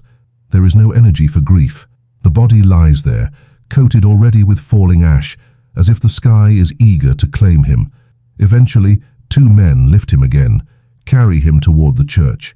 The bell clangs faintly, one hollow note, then silence. The ash falls steadily, covering the place where he lay. Within minutes, the ground is smooth again, as if he never existed. Back inside, you collapse by the fire, your lungs burning. You cough until your stomach cramps, spit into the ash at your feet, wipe your mouth with a sleeve already coated.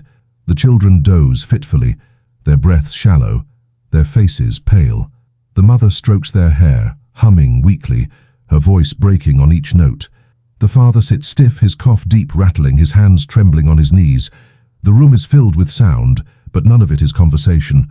Only coughing, groaning, silence. Afternoon drags slowly. The sky darkens, though it never brightened. Ash falls thicker, flakes larger, drifting lazily but endlessly. Roofs sag, beams creak, walls lean. Men climb ladders again, shovels in hand, coughing as they dig. Some collapse mid-step, their bodies heaving, their faces pale. Others drag them back inside, then return to their shovels. Work must continue, even when bodies fail. Work is survival. Work is denial. The church bell clangs again, calling for prayer.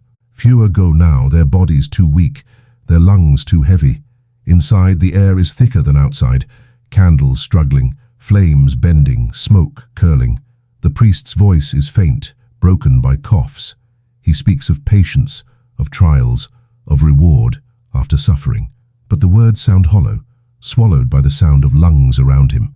The congregation kneels, shoulders slumped, eyes closed, breaths shallow. Communion is weak ale and grit bread, both coated, both tasteless. Ritual persists, but meaning is ash. Evening comes with no change. Candles are lit, shadows stretch, the fire hisses. The pottage thins further, bowls filled with little more than cloudy water. The children sip, their hands trembling, their eyes half closed. The mother strokes their hair, her own cough deeper now. The father stares at the wall, lips pressed tight, chest heaving. You chew slowly, swallow with effort, gag, swallow again. The taste lingers, always lingers. Someone whispers Merry Christmas, though it is long past. The words sound absurd, mocking, fragile. No one replies. The phrase vanishes instantly, like smoke in haze. You cough again, your chest rattling, your throat burning. You wipe your mouth, your hand grey. Always grey. The night stretches endlessly. You lie under the blanket, lungs heavy, ribs aching, head pounding. You close your eyes, see grey. You open them, see the same. The roof creaks, the wind moans faintly, the ash taps endlessly. Sleep is shallow, broken by coughs, by groans, by silence. Morning will come, but it will not be different. Ash does not stop. Disease does not pause. Time itself has become repetition. Merry Christmas. Morning begins with coughing so violent it wakes the whole hut. You press your hands against your ribs, feeling them ache, as if they might crack under the strain. The children cough in chorus, their small chests heaving, their voices hoarse. One spits into a rag again, this time more streaked than before, red showing through grey. The mother folds the cloth quickly, hides it, strokes the child's head with trembling fingers. Her lips move as though praying, but no sound escapes. Even prayer costs too much breath. You rise slowly, each joint stiff, each muscle weak. The pot waits, already scraped thin. What boils inside is more water than food, cloudy with ash, flavoured with nothing. Still, bowls are passed, spoons lifted. The children sip slowly, swallowing more air than sustenance. The father chews bread, stone hard, soaking it in ale to soften it. He coughs between bites, the sound rattling, wet. You chew too, grit grinding against your teeth, the taste metallic, sulphurous. You swallow, gag, swallow again. Hunger does not allow refusal. Outside, the lane is quieter than before. Not silent, coughs still echo from every doorway, but quieter. Fewer shovels scrape, fewer voices call. The roofs sag heavier, beams groaning louder, but fewer climb ladders now. Bodies are too weak, arms too tired. The sky continues anyway, flakes falling steadily, endlessly, covering what people no longer have strength to clear. One roof collapses mid-morning, but no rush follows. No shouts, no frantic digging. A door stays closed, a hut sags into ruin. The ash buries it quickly, smoothing the shape until only a mound remains. The village looks away, but everyone notices. Animals vanish too. The goat pen is empty now, ribs and bones showing through piles of dust. Horses stand thin and unmoving, their breaths shallow, their eyes dull. Chickens no longer cluck. A pig lies stiff, half covered already by ash. The smell rises stronger, rot mixing with sulphur, until the air feels heavier than before. You cover your mouth with a sleeve, but the sleeve is already coated, already useless. The air enters anyway, carrying sickness deeper. The church bell clangs faintly, though its sound is weaker, swallowed instantly by haze. Fewer gather. Those who do shuffle slowly, cloaks dragging, heads bowed. Inside, the candles burn low, their flames trembling. The priest stands weakly at the altar, his cough louder than his words. His voice cracks, his hands shake, his eyes water. He speaks of faith, of trials, of endurance, but the words feel thinner than the air. People kneel out of habit, shoulders slumped, eyes closed, breaths shallow. Hymns do not rise anymore. Only coughing fills the room. Communion tastes of grit and sour. Ritual persists, but belief has long since drained. Afternoon stretches endlessly. The lane is almost empty. Footprints vanish instantly under new layers. Huts sag, doors stay closed. The only sound is coughing, rising and falling, weaving with wind with the hiss of ash. You sit outside briefly, bowl in hand, chewing slowly, jaw aching. A neighbor stumbles past, clutching his chest, coughing violently. He stops mid-step, falls to his knees, then collapses fully. For a moment he lies still, his body already grey. Another man emerges, drags him toward a hut, coughing himself with the effort. No one else helps. No one has the strength. You return inside, collapse by the fire, lungs heavy. The children sleep fitfully, their breaths rattling, their faces pale. The mother strokes them absently, her own cough deeper now, her shoulders trembling. The father sits stiff, eyes hollow, chest heaving. Silence fills the room, broken only by coughing. Words are forgotten. Only breath remains, and even breath is fragile. Evening arrives, though the sky has been dark all day. Candles are lit, their flames faint, their light swallowed by haze. Shadows blur, indistinct, stretching across walls. The fire hisses weakly. The last log's almost gone. You chew bread again, stone hard, soaking it, chewing slowly, jaw aching. You swallow, gag, swallow again. The children sip thin pottage, their eyes closed, their spoons trembling. No one speaks. The only conversation is coughing. Someone whispers again, "Merry Christmas." The words sound absurd, hollow, cruel.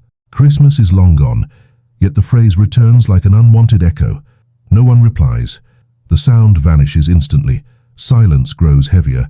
Night stretches, endless. You lie under the blanket, lungs rattling, ribs aching, throat burning.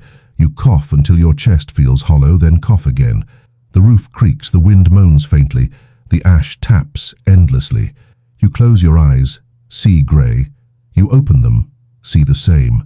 There is no difference. There is no relief. Only repetition. Only sickness. Only ash. And as you drift in and out of shallow, coughing sleep, you realize the truth. This is not survival anymore. This is waiting. Waiting for roofs to collapse. Waiting for lungs to fail. Waiting for the ash to finish what it began. Time itself has become nothing but waiting. Merry Christmas. Morning again, or what passes for morning. The sky does not change. The same grey pressing down, the same flakes falling, the same silence stretching. You open your eyes and feel nothing different from the hours before. Your chest is heavy, your throat raw, your mouth coated in grit. You cough before you even sit up. The sound is weak but long, pulling from deep in your lungs, leaving you breathless. Beside you, the children cough too, in smaller, quicker bursts, their faces pale, their lips cracked. The mother wipes one child's face with a cloth, the cloth already damp, already filthy. The father sits motionless for a long time, as if deciding whether to rise at all. The pot hangs again, nearly empty. A thin stew of water, old bread, bits of root vegetables softened to mush. The smell is faint, barely food. Bowls are filled anyway.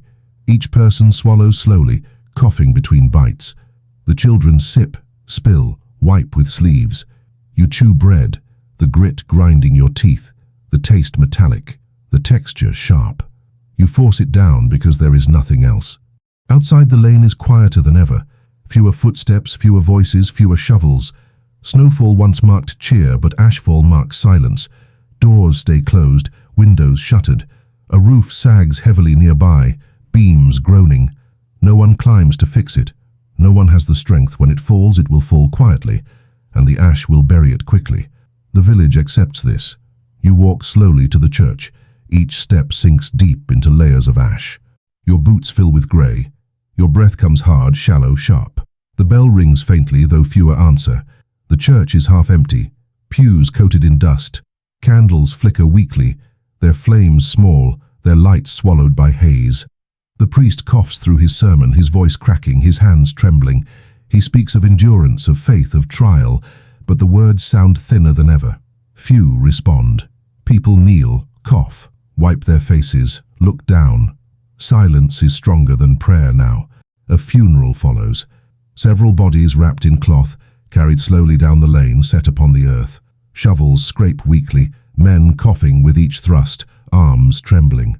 The ground is hard, frozen, but softened by ash. Holes are shallow, quick, unfinished. Bodies are lowered, covered, smoothed. Crosses are not made. Names are not spoken. Only coughing accompanies burial now. The ash falls over the fresh mounds instantly, erasing them as if they were never there. Children watch from doorways, their eyes wide, their faces blank. They do not ask questions. They have already learned answers. The lesson is visible everywhere: sagging roofs, coughing neighbors, silent huts. Death is not hidden, not whispered. It stands openly in the lane, grey-coated, patient. Afternoon stretches, empty. The fire burns low, wood scarce. The family sits quietly, each lost in breath, in cough, in silence. Conversation no longer comes. Stories no longer pass. Only the sound of lungs, of scraping spoons, of shifting feet. Outside, the wind rises briefly, carrying flakes sideways into faces, into eyes. You blink, rub, smear grey deeper. The taste fills your mouth, bitter, metallic, endless. You cough again, long, hollow. The children lie down early, their bodies thin, their eyes closed. The mother strokes them absently, her own breath shallow. The father sits stiff, eyes hollow, lips cracked. His cough rattles longer, deeper, wetter. He spits into a rag, folds it quickly, hides it. He leans back, closes his eyes, breathes slowly. Evening is darker, though the sky does not change. Candles burn, their flames faint, their light weak. The fire hisses, logs nearly gone. The pot is empty, the bowls scraped. Hunger presses, but food does not. Silence grows heavier, broken only by coughing. Shadows blur across walls, indistinct, stretched by weak light. You close your eyes, open them again, see the same. There is no difference. Night stretches endlessly again. The roof creaks, the wind moans, the ash taps. Your chest rattles, your throat burns, your breath comes short. You cough until ribs ache, then cough again. You close your eyes, drift shallowly, wake coughing again. Sleep is only pauses between coughs now. You turn, shift, ache, shiver. The blanket is heavy with grime, damp with sweat, coated in ash. Your skin itches, your scalp burns, your joints ache. You scratch absently, smear grey deeper. Nothing relieves. Nothing changes. You wake again to grey, unsure if hours or days have passed. Time is gone. Only repetition remains. Morning, though there is no real morning anymore, just a weaker shade of grey pressing through the slats, the same flakes drifting endlessly downward, the same silence broken only by coughing. You rise slowly, body heavy, breath short, throat raw. The children lie still longer, their eyes opening late, their coughs weaker but deeper. The mother shakes them gently, strokes their hair, lifts a spoon to their lips. The stew is thinner than ever, more water than food, barely warm. They sip anyway, grimacing at the grit, swallowing with effort. The father does not eat at first. He sits hunched, coughing into a cloth, folding it tightly, hiding it quickly. When he does drink, he spills, his hands trembling, the liquid staining his sleeve. Outside, the lane is emptier still. Doors closed, windows shuttered, roof sagging, beams groaning. Few voices carry, only an occasional cough, low and weak. One roof falls mid-morning, beams cracking, dust rising, ash puffing outward. No one runs, no one shouts. A door does not open. The mound grows smooth quickly, grey over grey, erasing all shape. By noon it looks the same as every other mound, as though nothing had ever been built there. The church bell does not ring today. Or if it does, the sound is lost in the air, too faint to reach. No one gathers. The path to the church is half buried, footprints shallow, fading instantly. The priest does not appear. The altar stays dark. Candles burn only in homes now, their flames weak, their light faint. Prayer continues silently, words mouthed without voice, heads bowed over bowls, eyes closed. Faith persists by habit, more than belief. A cart appears in the lane, pulled by a man coughing violently, his arms shaking. The cart holds bodies wrapped in cloth, stiff, pale, covered partly in ash. He drags it slowly toward the edge of the village, his breath ragged, his steps halting. No procession follows, no hymns, only the sound of wheels scraping through ash, coughing, echoing. He stops often, bending forward, clutching his chest, then moving again. The bodies shift slightly, limbs bending, cloth loosening, ash scattering. He does not stop to fix them. He only keeps moving, slower each step. Afternoon brings only more silence. Huts stand still, sagging deeper, doors unopened. Children lie down early again, their coughs softer but constant. The mother strokes them, wipes their faces, feeds them water sparingly. She coughs more now, her breath shorter, her hands trembling. The father does not rise again. He sits stiffly, his head bowed, his breath shallow, his cough rattling deep. He holds the cloth longer, folds it tighter, keeps it close. His eyes stay closed more often than open. The fire burns lower, wood nearly gone. The pot stays empty. Bowls remain unfilled. Hunger presses harder than before, but nothing is left. You chew on stale bread, stone hard, soaking it in water, chewing slowly, painfully, forcing it down. The children watch, lips cracked, eyes hollow, hands limp. You break pieces small, place them in their mouths, watch them chew weakly, swallow with effort. Their eyes close again quickly, their bodies limp against the blanket. Evening falls though the sky does not change. Candles are lit, their flames faint, their wax dripping quickly, the air thick, heavy. Shadows blur, indistinct, stretched across walls. The mother coughs violently now, bending forward, clutching her chest, covering her mouth with both hands. The father does not move to help. He sits still, eyes half closed, cloth pressed to his face. His cough comes slower but deeper, wet, rattling. The sound fills the hut more than the wind, more than the ash. The lane outside is silent. No footsteps, no shovels, no carts. Only ash falls, endlessly, silently, steadily. The roofs groan, beams creak, doors sag. The village shrinks without notice, huts collapsing, families gone, bodies buried quietly. Ash covers all, smoothing all, erasing all. Only coughing remains, rising and falling, faint and weaker each night. Night stretches again, longer, heavier. You lie under the blanket, your chest aching, your breath shallow, your cough constant. The children stir weakly, their breaths rattling, their faces pale. The mother lies down beside them, her hand resting on one child's chest, her breath sharp, quick, irregular. The father does not lie down. He sits stiffly still, head bowed, cloth pressed to his face, his breath shallow, his cough faint. He does not move for hours. You close your eyes, open them again, see no difference. Time has stopped. The sky does not change. The ash does not stop. The silence does not break. You drift in and out, coughing, gasping, scratching, shivering, waking, sleeping. Each moment repeats. Each breath repeats. Each cough repeats. The night never ends. This is not living. This is waiting. Merry Christmas.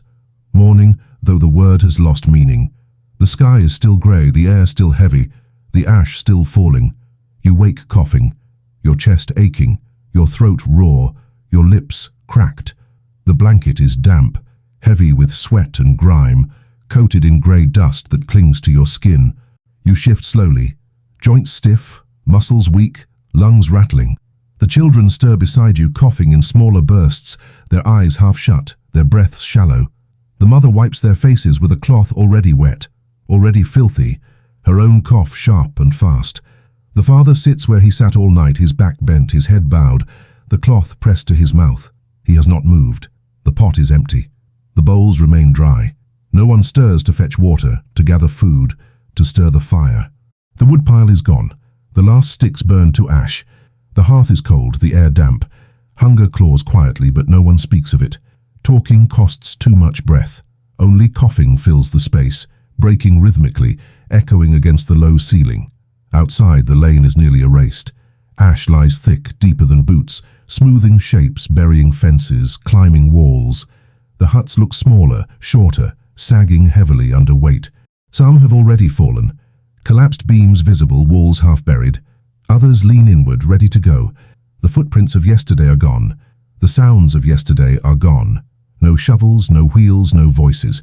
Only silence, layered thick, broken only by occasional coughing from doorways, quickly swallowed by haze. You walk slowly, each step heavy, each breath sharp. The air tastes metallic, sulphurous, bitter. It burns your throat, scratches your tongue, rattles in your chest. You cover your mouth with a sleeve, but the sleeve is damp, useless, coated in ash. Your boots sink deep, filling with grit, rubbing raw against your ankles.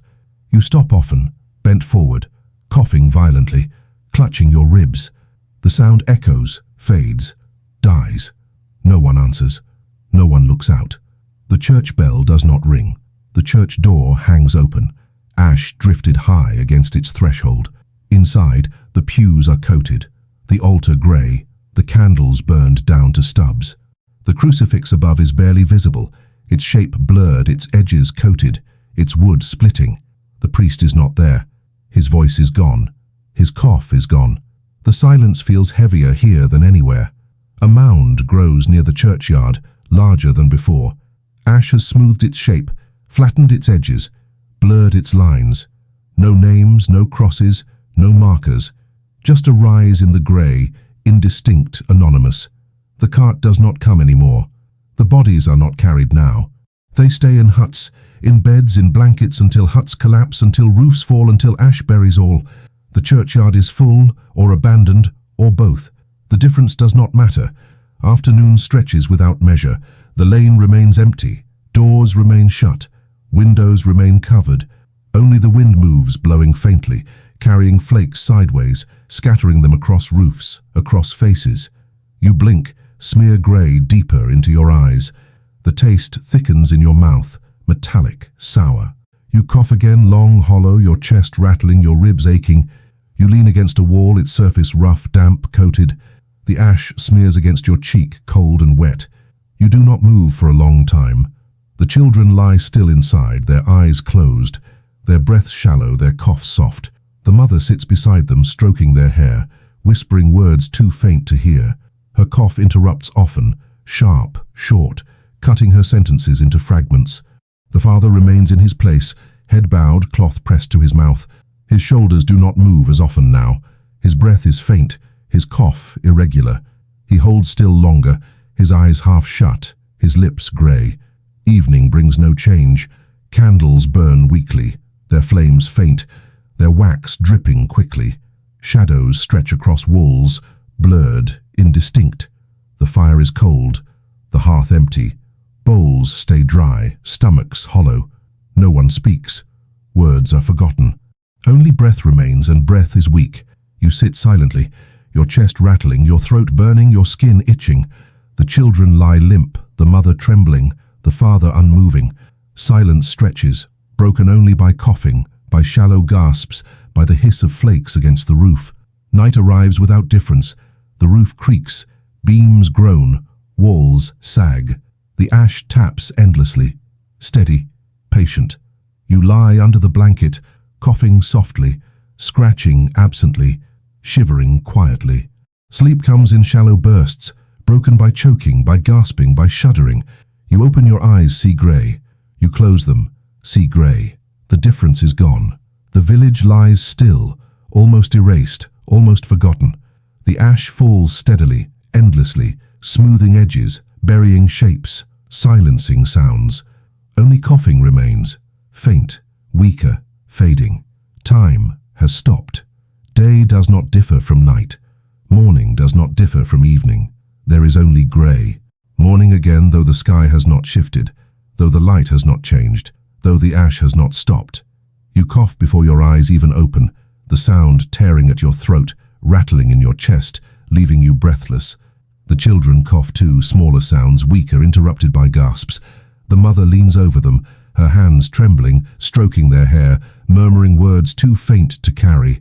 Her own cough breaks through, short, sharp, bending her body forward. The father still sits, head bowed, cloth pressed to his mouth. His shoulders rise only faintly, his breath shallow, irregular. He does not look up. The pot remains empty. No stew simmers. No water boils. The bowls stay untouched, dry, forgotten.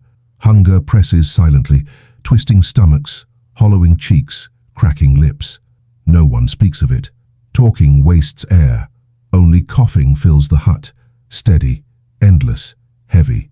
Outside, the lane is erased further. The ash lies deeper, smoothing shapes, burying fences, climbing halfway up doors. Huts lean heavily, beams groaning, roofs sagging. Some have already fallen. Their walls lie broken, their frames half buried, their interiors filled with grey. No one digs them out, no one clears them. The ash buries quickly, smoothing edges, erasing lines, turning ruin into mound. From a distance, the village looks like nothing at all, just grey lumps in a grey field under a grey sky. You step outside slowly, each breath a wound. The air tastes metallic, sulphurous, heavy. It burns your throat, rattles in your chest. You cough violently, bending forward, clutching your ribs. Your boots sink deep, filling with grit, rubbing raw against your skin. You look down the lane. No one moves, no doors open, no voices call. Only silence stretches, broken by distant coughs, quickly swallowed by haze. The church stands crooked now, its roof sagging, its walls darkened, its door hanging open. Inside, the pews are coated thickly, their shapes blurred, their surfaces slick.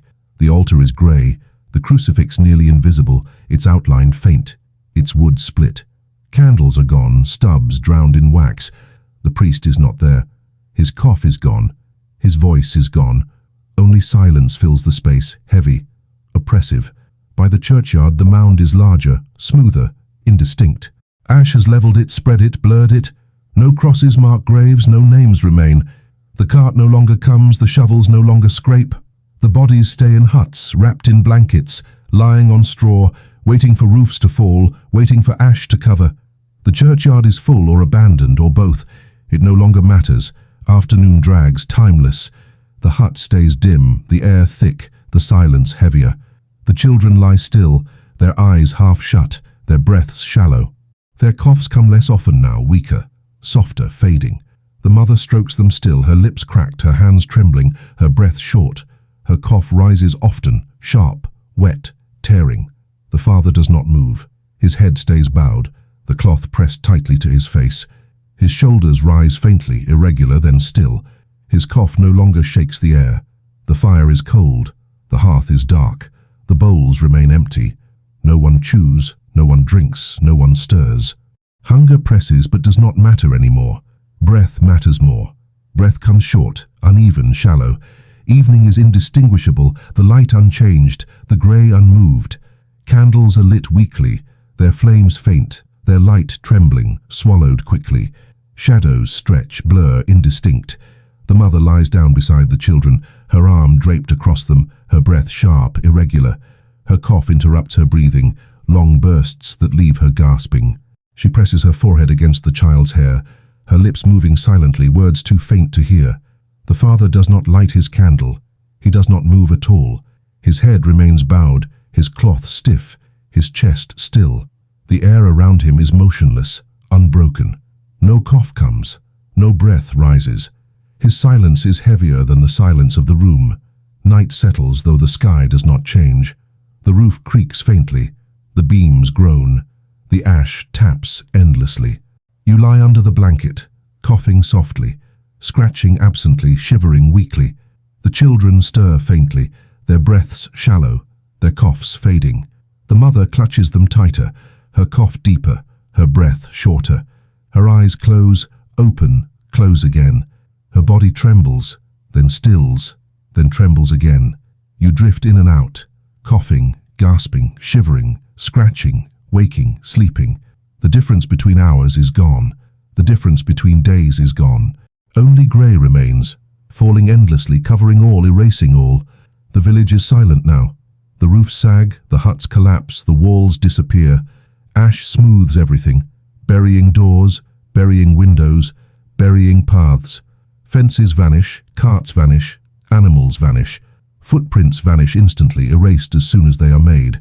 The lane is gone, the church is gone, the village is gone. Only mounds remain, indistinct, shapeless, grey. And above it all the flakes keep falling. Steady, endless, silent. Merry Christmas. Morning, though the sky offers no proof. You open your eyes into the same grey haze, the same heavy air, the same flakes drifting endlessly. Your chest aches before you cough. Your throat burns before you swallow. Your lips split before you speak. You do not speak anyway. The children lie beside you, thinner, paler, their breaths faint, their coughs scattered and weak. The mother clutches them still, her arm draped over their small bodies, her face pressed into their hair, her lips moving silently. Her cough interrupts often, sharp and jagged, leaving her gasping. The father remains slumped, his cloth stiff, his chest unmoving, his silence absolute. The pot is cold, the hearth black, the bowls dry. Hunger gnaws at your stomach, but finds nothing to devour. You lick cracked lips, taste ash, cough again. The children stir faintly, their eyes half open, their mouths dry. You lift a spoon to one, though it carries nothing. The motion is ritual now, not sustenance. The child licks the empty wood, closes eyes again, breath rattling faintly.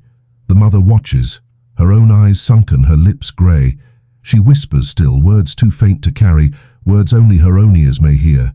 You step outside slowly, each breath a punishment. The ash presses harder, deeper. Your boots sink with every step, grey spilling inside, coating your ankles, rubbing them raw. The lane is gone. Only ridges remain where huts once stood. Shapes blur, edges fade, outlines vanish. The village is no longer a place. It is a field of mounds, indistinct, anonymous, erased. You turn, cough violently, bend forward, clutch your ribs. The sound echoes faintly, dies quickly.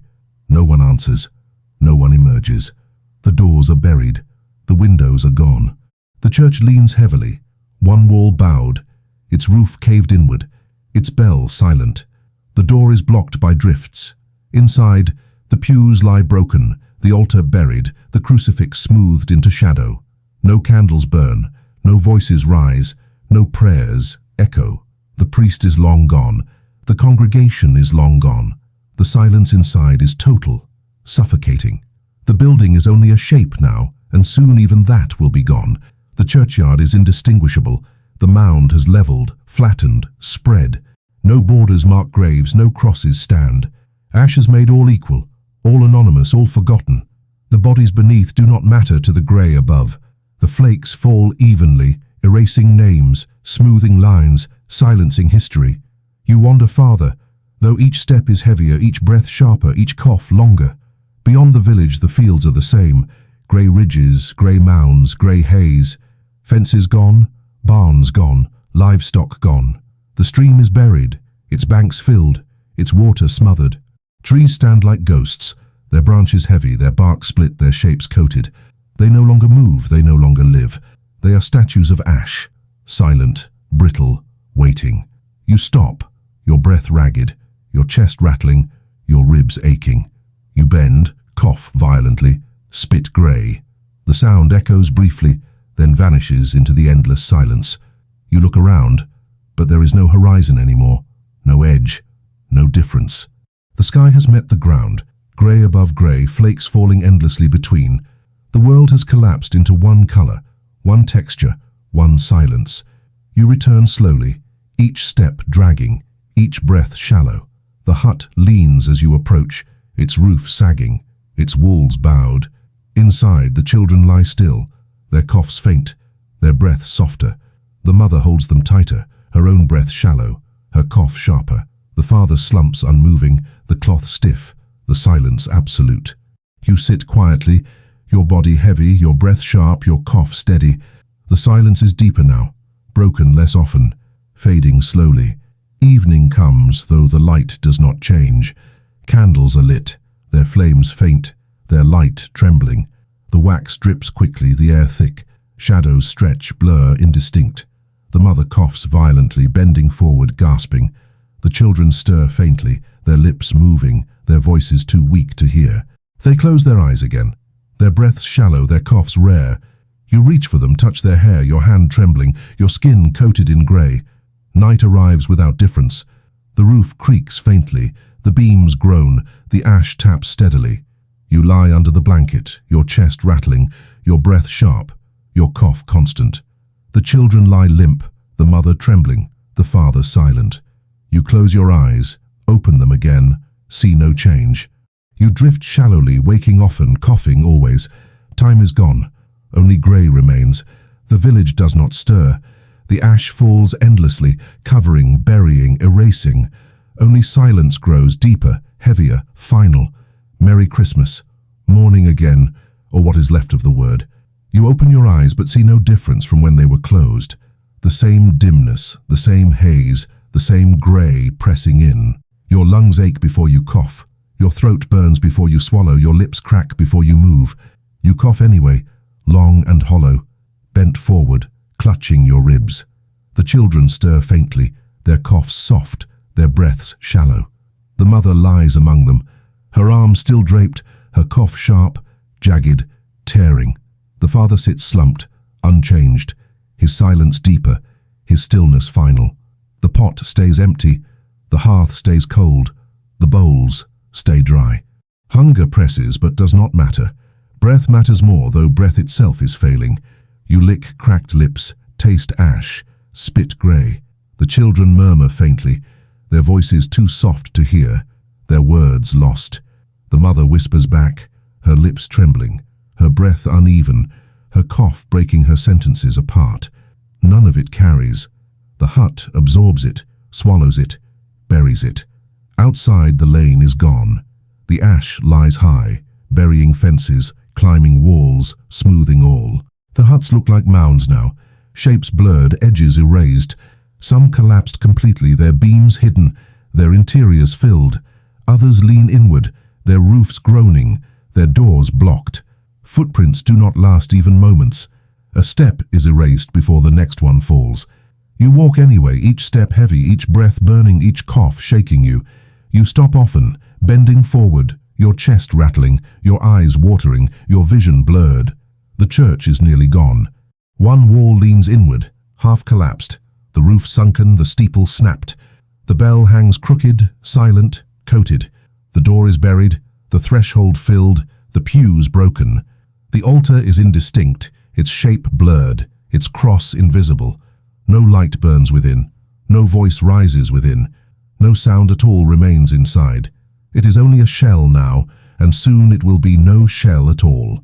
The churchyard has disappeared completely, the mound flattened, spread, erased.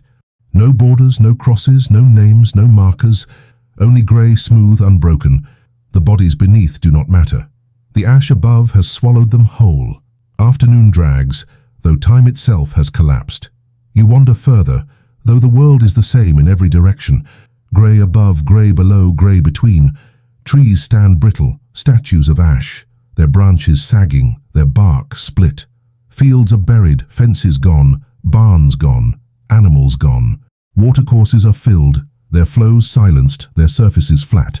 Nothing moves except flakes, drifting, steady, endless. You cough violently, spit grey, gasp shallowly. The sound echoes briefly, then is gone. Silence remains. You return slowly, stumbling, dragging, your boots heavy, your breath sharp. The hut leans, sagging, groaning. Inside, the children lie still, their breaths faint, their coughs rare. The mother lies beside them, her hand on their chests, her cough tearing, her breath shallow. The father slumps, silent, unmoving. You sit quietly, your chest aching, your breath sharp, your cough steady.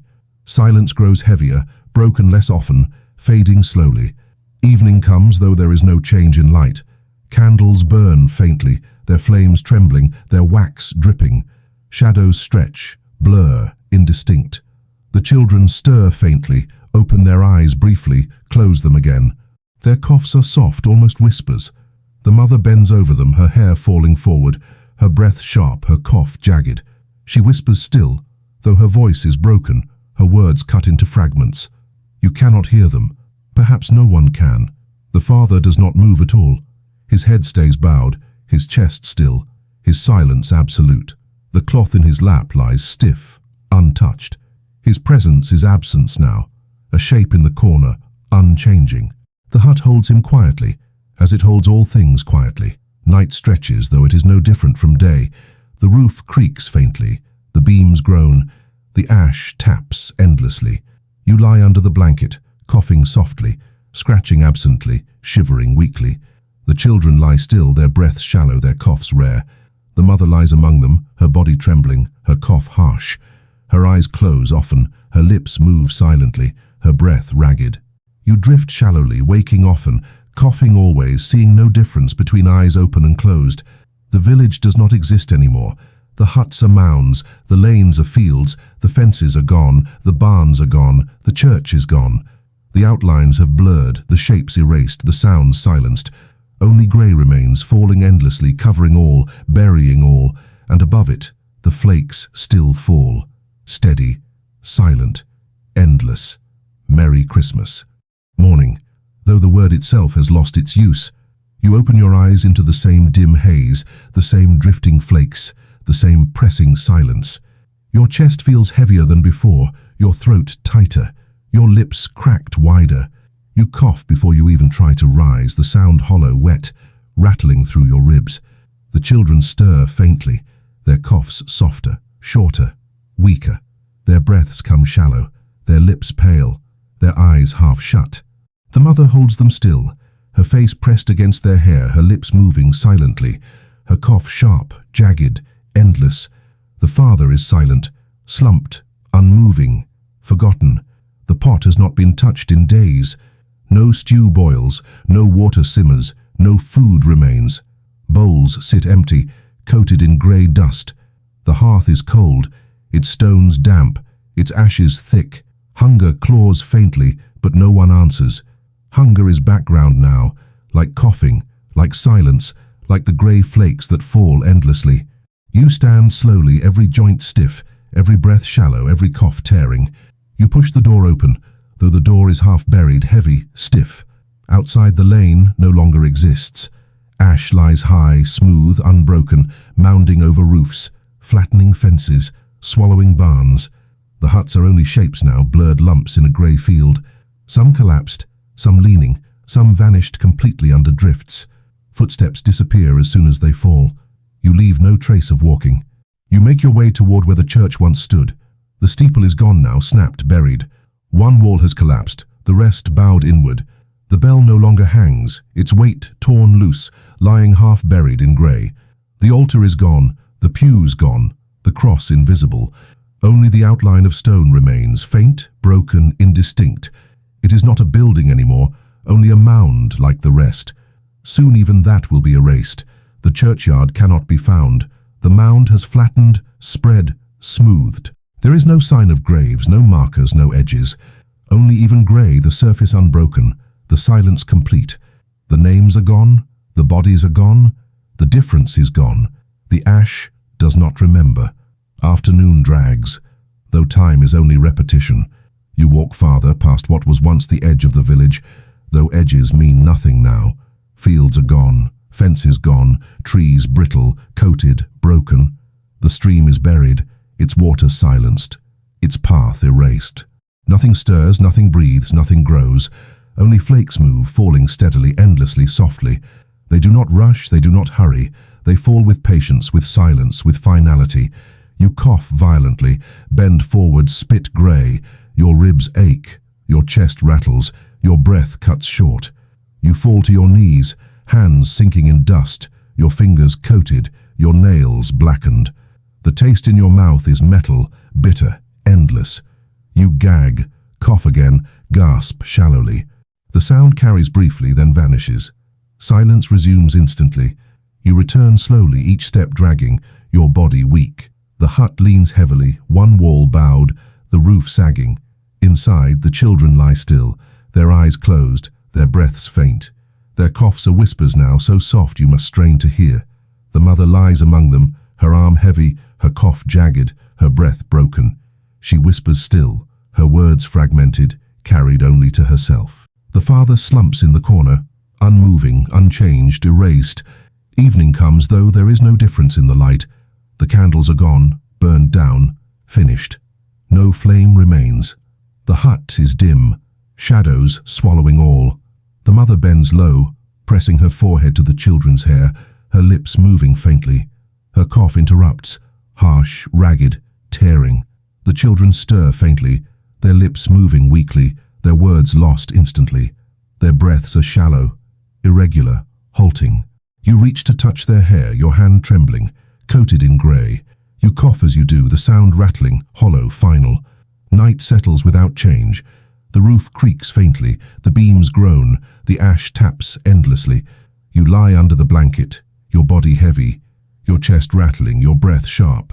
The children lie still, their coughs soft, their breaths shallow.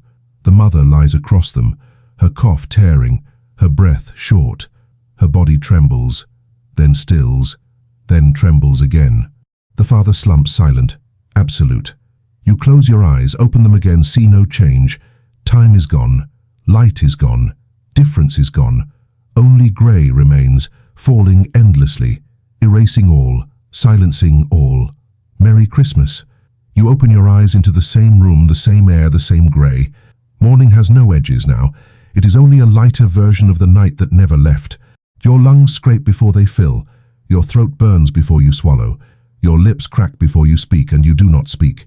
You cough instead, a long, hollow sound that rattles your ribs and fades into the hush.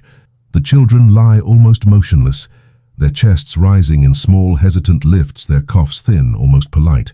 The mother curls around them, one arm flung over both, her forehead pressed to dull hair, her breath erratic, her cough jagged, cutting her silence into shards that drop back onto the blanket.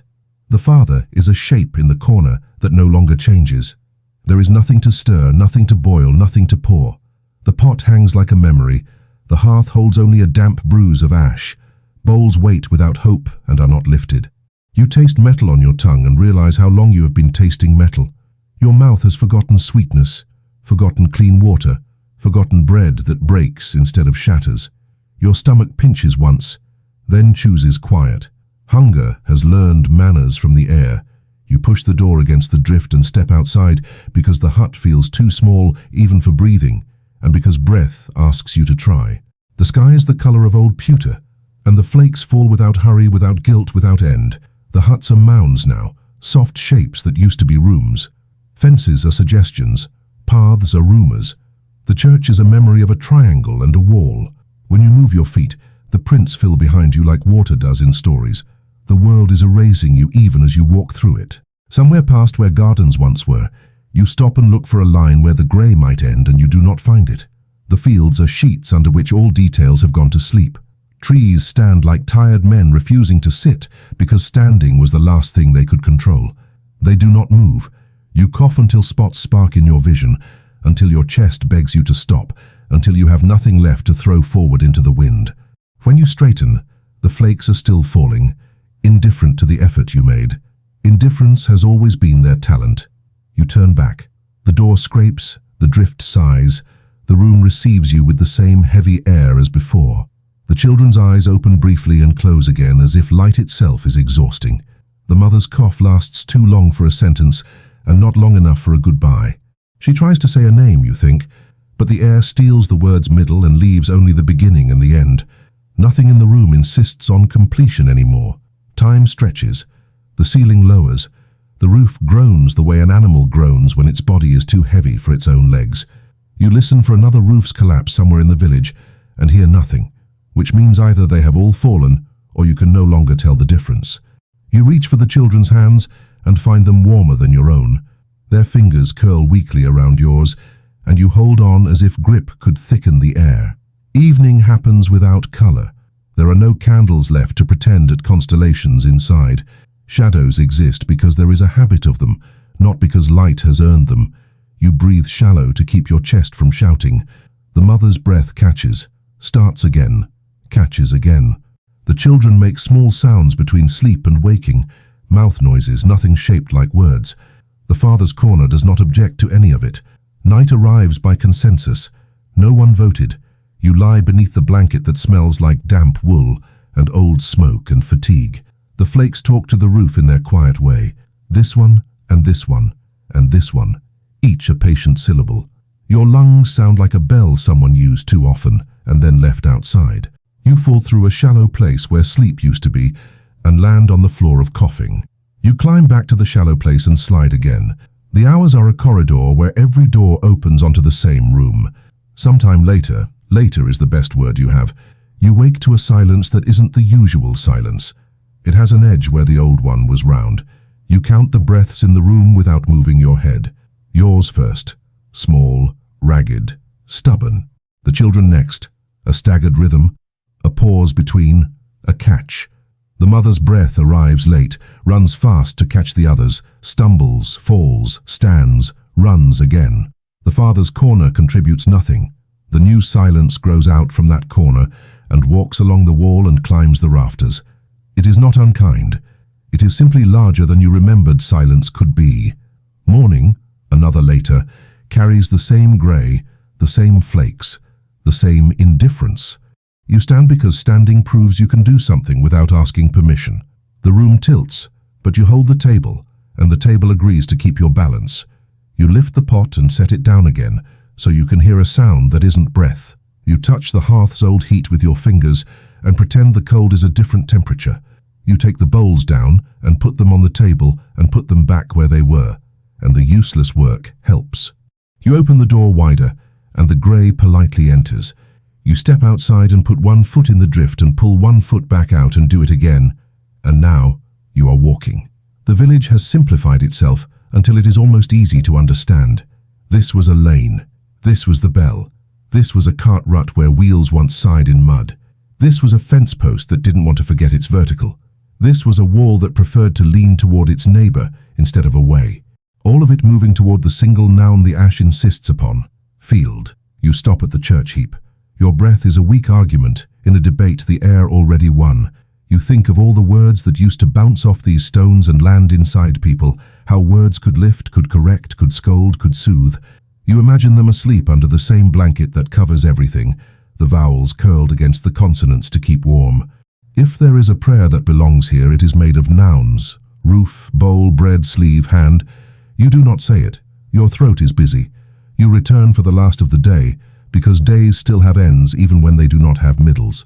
The mother's cough comes in a rush and then rests a long time and then comes again. The children's breaths write smaller signatures on the air. You sit with your back against the wall and feel the wall make you colder. But you stay because the wall is firm and you want something firm. You close your eyes to pretend you're somewhere else and open them because the somewhere else is also grey. When the dark becomes a thicker version of the dim, you speak 4 words into the room, quietly, as if not to startle the air. You say them not because they are true, but because saying not true things is an old human trick, and sometimes it makes a little space around the truth where a person can sit down. Merry Christmas, you say, and the words float for a moment, as surprised to be alive as anything else, and then they settle on the blanket and turn grey with the rest. You sleep some, or you don't. You wake some, or you don't. You breathe, which is work, and cough, which is louder work, and the flakes continue their patient arithmetic on the roof. Later arrives again wearing morning's clothes. Your body is an inventory of aches. The children's chests move in shorter lines.